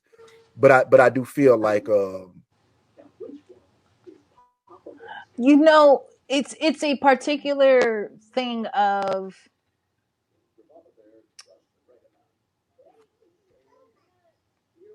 society already views black women as sexually mature. And we're human like everybody else. We're, you know, I feel as though if something were to happen to a little girl in the black community, well, she probably wanted it. She probably asked for it. She was flirting with him. She, you know black girls how they get down. Mick Jagger had a song. He said, you know, black women. He said white women are dumb and they're no, white women are silly and they're really funny, and black women want to have fun, but they want to f all night, and I ain't got enough jelly, something to that effect. Like this is like all throughout culture we are hypersexualized. And so when people come back in response like, yo, we shouldn't be doing that, I think it comes in a much deeper context than let those grown women be grown women. And it's like, no, it's not just the grown women being grown women. There's an entire industry that profits from pop music. White people do not have pop music that does that. They don't have pop music that does that. And I was trying to look up the most controversial pop music that they've had, and that was hypersexualized in we pop. don't. I don't know about that. I like I feel like In pop music. I absolutely feel like you know it's. I would say it's been a while. Justify My Love was the last Like most Madonna, yeah, controversial, that's who I was thinking about too. thing Um, that like I their feel culture has. like I feel like there is a Because we know pop music is not aimed towards adults. it ain't, yeah, no It's doubt. it's not geared for Like anybody I but don't have young like I people. don't have a problem with that assessment at all. Once again, I just feel like for me there's a What? timing factor, and I feel like Yeah. this conversation never comes up when the baby is, you know, discussing We do braid have these how he gets his hair discussions. braided. We do. Um, you know, so I question. I just question: are we If the baby policing came women? out with a video like this, we would be having the same discussion. Baby has a video like this. Baby got a video that's When did he real relate? When did extreme. he release it? The baby got a real extreme video with a little chick. It Did ain't it go it's viral? I don't think any of his videos have gone viral though. Like Not he ain't recently. like his cuts go his snippets on TikTok go viral. The videos themselves are, you know, they're he's got, I think he's got a much bigger thing going on TikTok than he's got going on YouTube. Let me put it like that. I mean, his I don't think YouTube it's gets hurt. millions of views. Yeah, and no doubt. I don't feel like it ever becomes a part of pop cultural conversation though. And I do think that I don't think he's had a viral sensation since the Jabberwockies did that one song, the dance that one song, Bop. Yeah. okay. So um and Bop, I mean, they had one stripper dancer busted open, but not really too crazy. But the Um fact that they, you know, I just find like how many strippers in a video accelerates whatever it is we don't want accelerated. Once again, we back at the question of how are we defining pornography? Like, you know, it's cool as long as you got half a stripper or something. Like, I mean, we're I just think it's an interesting space. It is. It is an interesting space. Um, we just, you know, it's aimed at the kids. There's no two ways about it. This is aimed at children. Like, I don't know. Oh, Master MP3 isn't kind of our job as we become elders to try and guide the youth. All right, I can see the comments. Yeah, I yeah. didn't have they been there the whole time? I just saw one. He just got on. Okay. And I absolutely. You want to take that question? okay, so I believe it is my job to definitely try to guide the next generation. Um, and I try to lead by example. I am not a prude. I don't think sex is a taboo subject. I don't think it should be. I think it should be openly discussed. Um, I think that with the youth, um, I think we should be careful not to glamorize um, certain images because even in the porn industry, people have admitted that those who are addicted to porn have unrealistic expectations in real life. And so that's where the slippery slope comes in. I'm not coming from a standpoint of like a religious standpoint or even necessarily a moral one. My standpoint is definitely more based on, this is why society views Black girls this way. And this is being aimed at Black girls. I And think I, I absolutely. The only part I don't agree with is, and I'm not saying that I don't agree with it. Like, absolutely, society views black men a particular kind of way. yeah, I don't think that it's smart for us to attempt to mold the youth culture.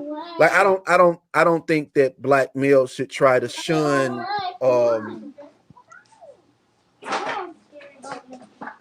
I don't think black males should try to shun militancy or aggressiveness because society views them a certain way.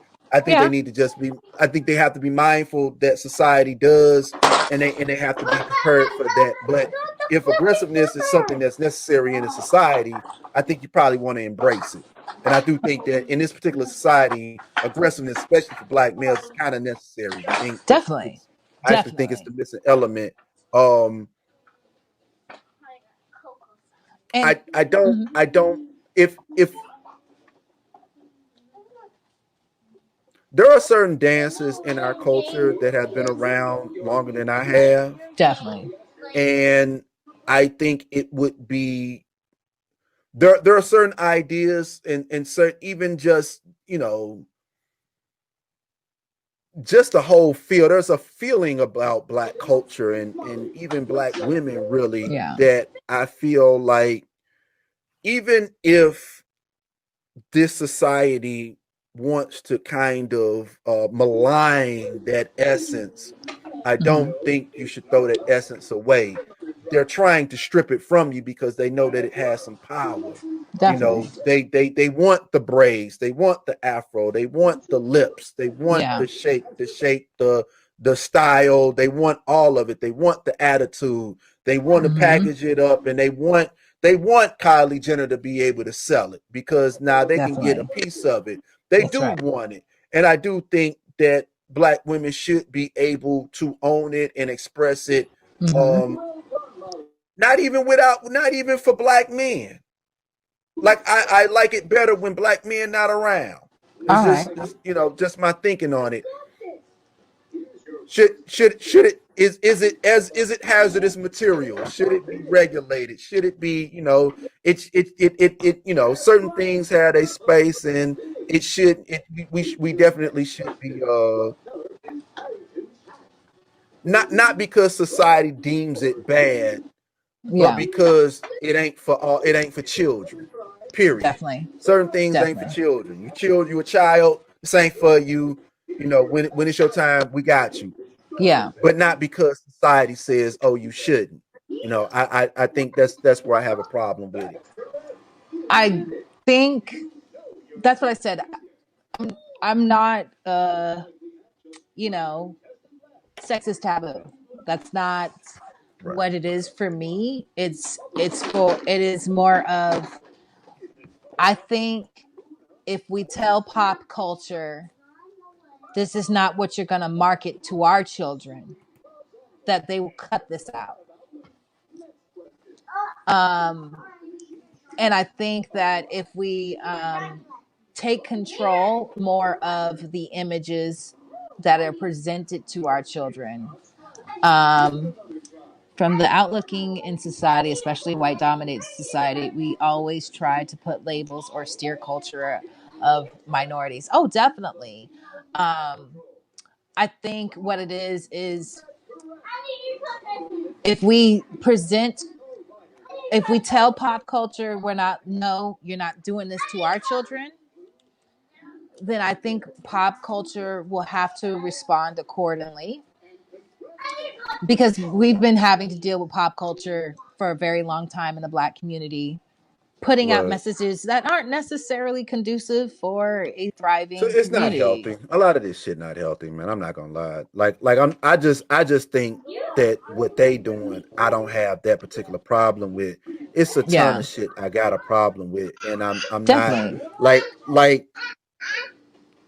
I told you I had other gripes with other portrayals, which white society approves of, and I'm like, no, right, I don't approve of that. right, right. I don't think you should be controlling my narrative. I don't think you should be putting millions of Period. dollars Right, behind right. this project because it doesn't represent what I want put out there for our About us. narrative. Right. Yeah, and so yeah, Like pop like music for the yeah, because kids. I I have a don't want big that for the problem with the kids. drug thing right now.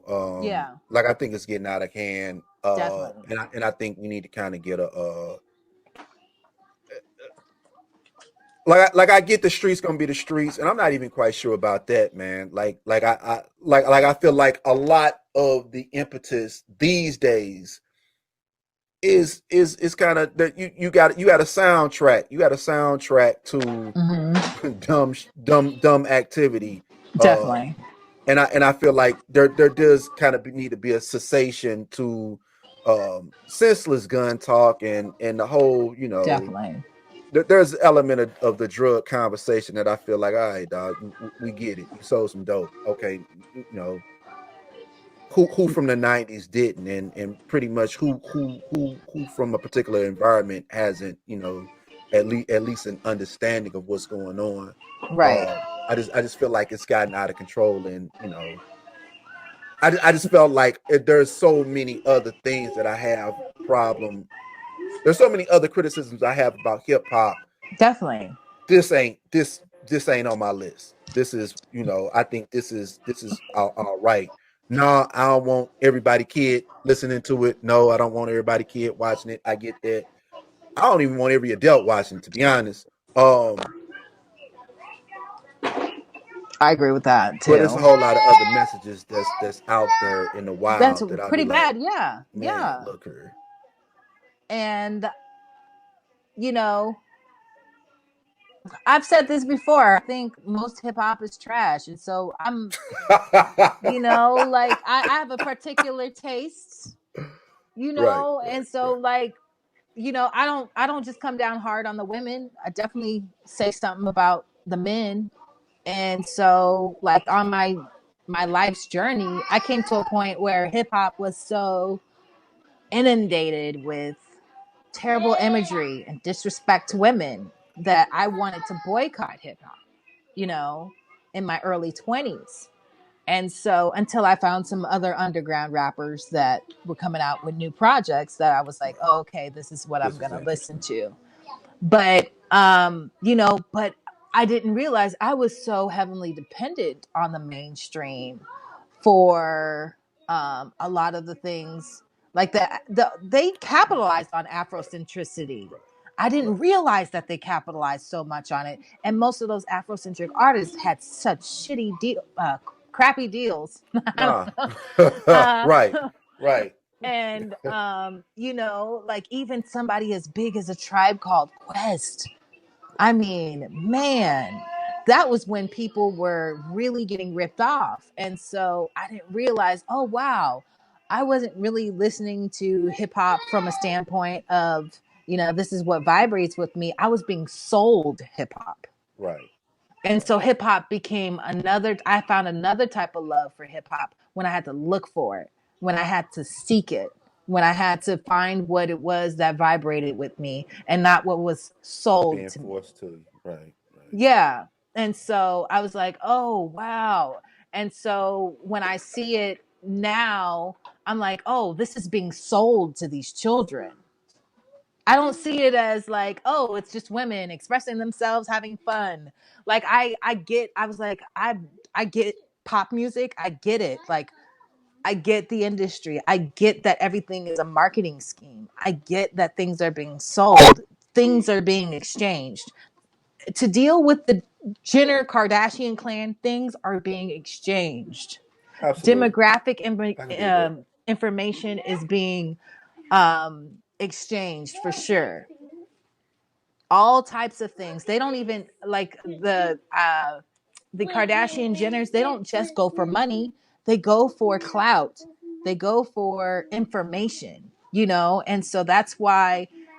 You know, as much as people talk about social media and privacy, this is what they want. They want to know how to sell things to you better. They want to know what gets your attention.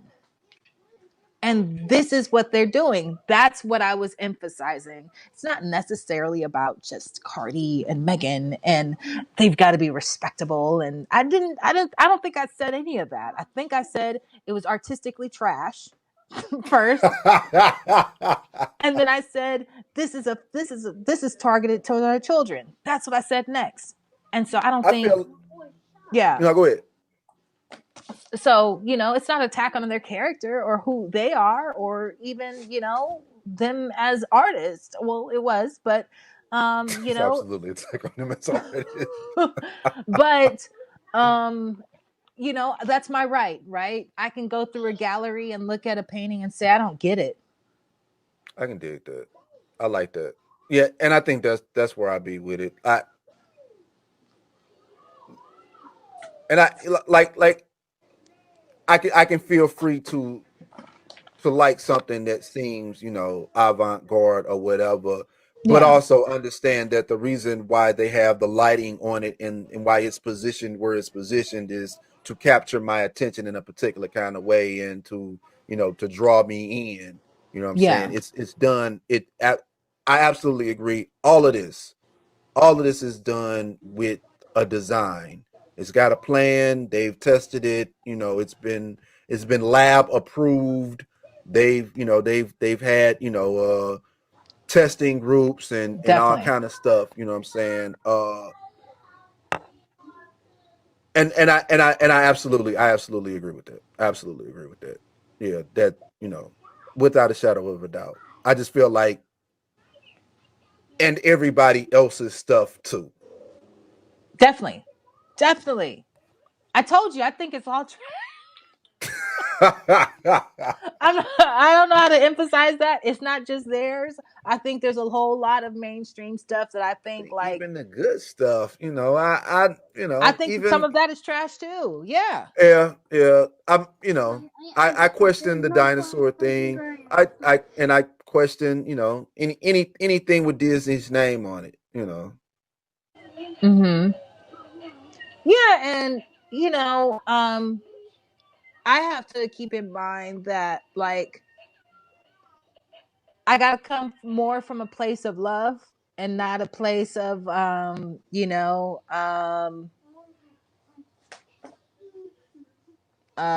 judgment.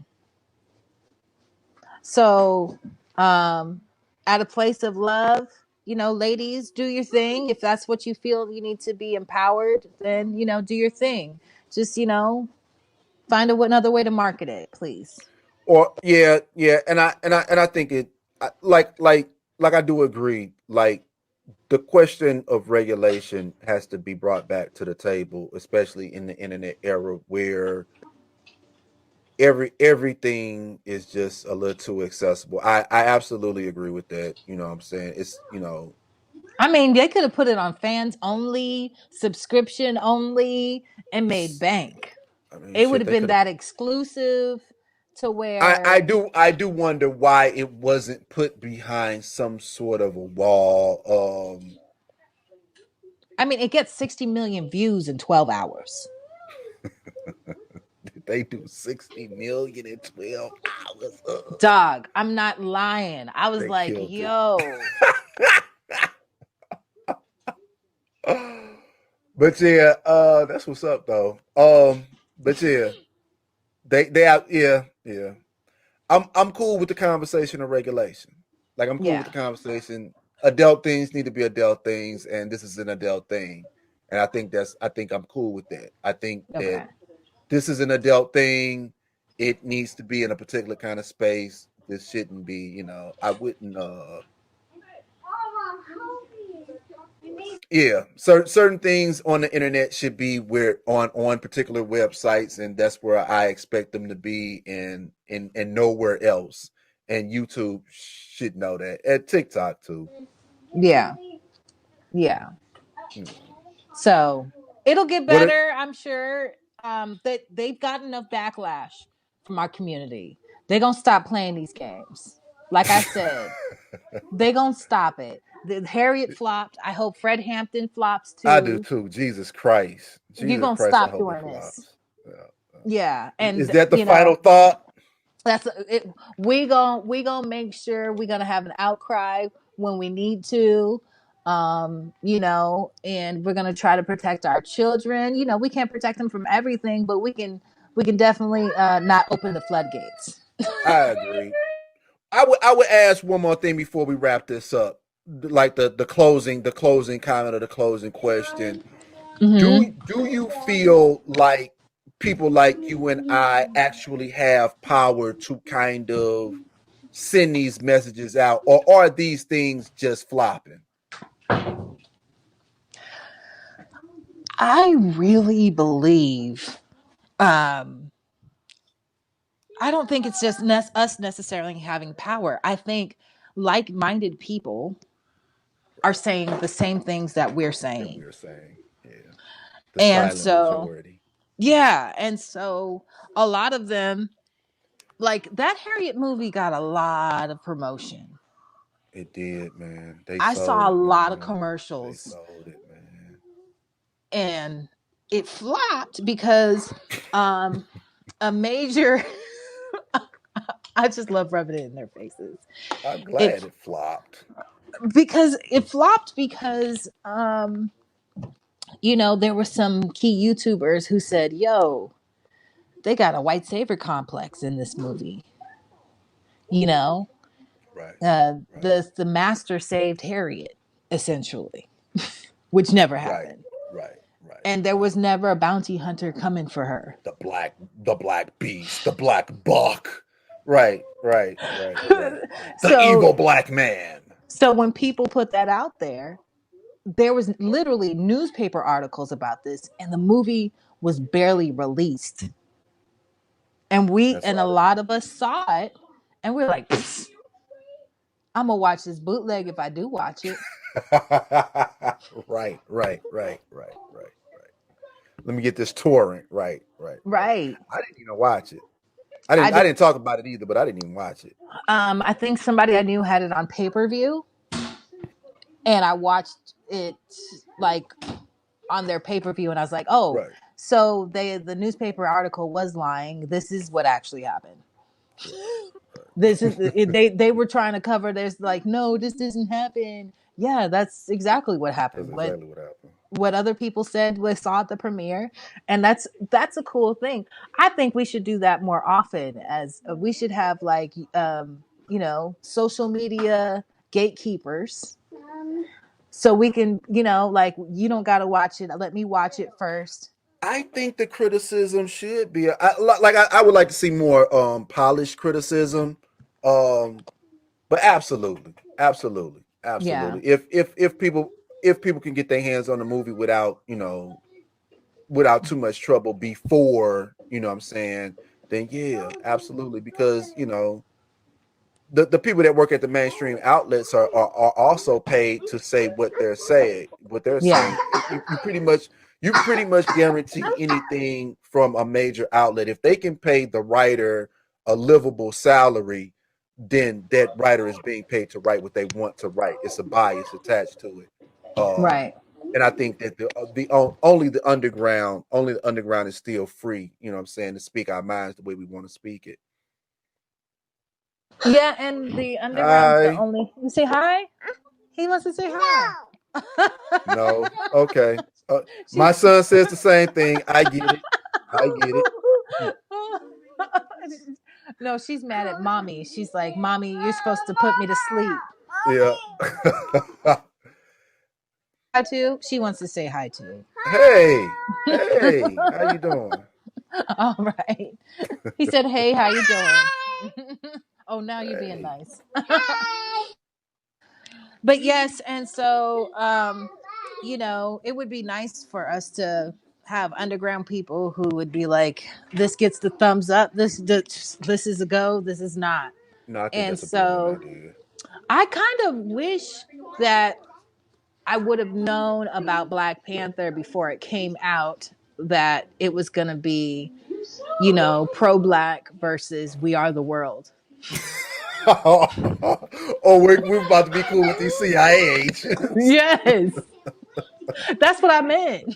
Yeah. Yeah. Yeah, because I didn't really know what to expect either. Yeah. I didn't have big hopes for it. I actually read Black Panther before, and I picked up the Ta-Nehisi Coates series, and I also picked up um Roxanne Gray's series, and I felt like this isn't, the Black Panther. The comic book is actually worse than the film. At least Todd Nikisiko's in here.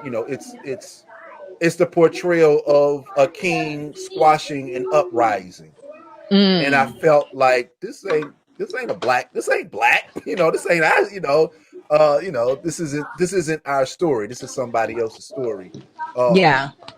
And that kind of made me feel like, okay, this might. And then I heard Stop impossible. um 1, 2, 3, 4, 5, 6, 7, 8, 9, 10. Selma, director of Selma, Yes. Um, um Ava. I think her name Ava DuVernay. I heard DuVernay. Ava Yeah. DuVernay's commentary that she saw the script and she felt the way about it and she turned it down. And when she said that, after knowing, like I felt, so you didn't turn down Selma, but turn this down. This must be horrible. Right. And so I kind of went in with a particular. I went in Can I with have a my muck. criticism of how they put extramarital affairs in Selma like it was relevant to the story? Yeah, it wasn't. It was like, we have to say this about King, and once again, it's this conversation about why do our greats have to be vilified like this? Why our greats got to have all they stuff out? Yeah. What about theirs? Let's start. Where's the movie with Thomas Jefferson and little black girls or whatever? Because then they would make it a romance story instead. Yeah, they would make it soft, and it would be like real gentle light while he's speaking. Yeah, it would be like, "Oh, I love you. You're so different from all the other slaves." And if this was another life, I would totally make you my wife. It Right, would right, be and it would that's exactly how it would go. It's it would be exactly like how it would go. Scandal. It would be It like would it Scandal. would That's be how like Scandal Scandal. was. It would be like Um, Scandal. that's exactly the storyline for Scandal. So that's how they would play it. And, because they know not to make their historical figures as vile as they really were. They They're know that. myths. They're not going to violate the myths, the core of the myth. It's kind of like destroying, the idols of your church or whatnot. This is what Right. the belief system is held on, this fundamental idea Yeah. of a moral political group. And on And that note, Mhm. we got to do this again, man. It's always fun. You got Definitely. How many people can you have on StreamYard? I think we can for free. We can have like up to 6. No problem. Exactly. Exactly. Yeah. Exactly. Exactly. That what I was saying. That what I I was saying. I I know was in some other love with it. TikTokers. So, Yeah. I'm waiting. I'll wait for you to bring the right. crew together. All right. All right. Thank you so much for giving me this opportunity to express myself. I loved hearing your opinion on it. And, Always. we don't Always. ever, we hardly disagree, but this one we could agree on something. So We did. No, we progress. definitely did. We definitely did. I think we found some common ground. Yeah. All right. Uh, Until the next time.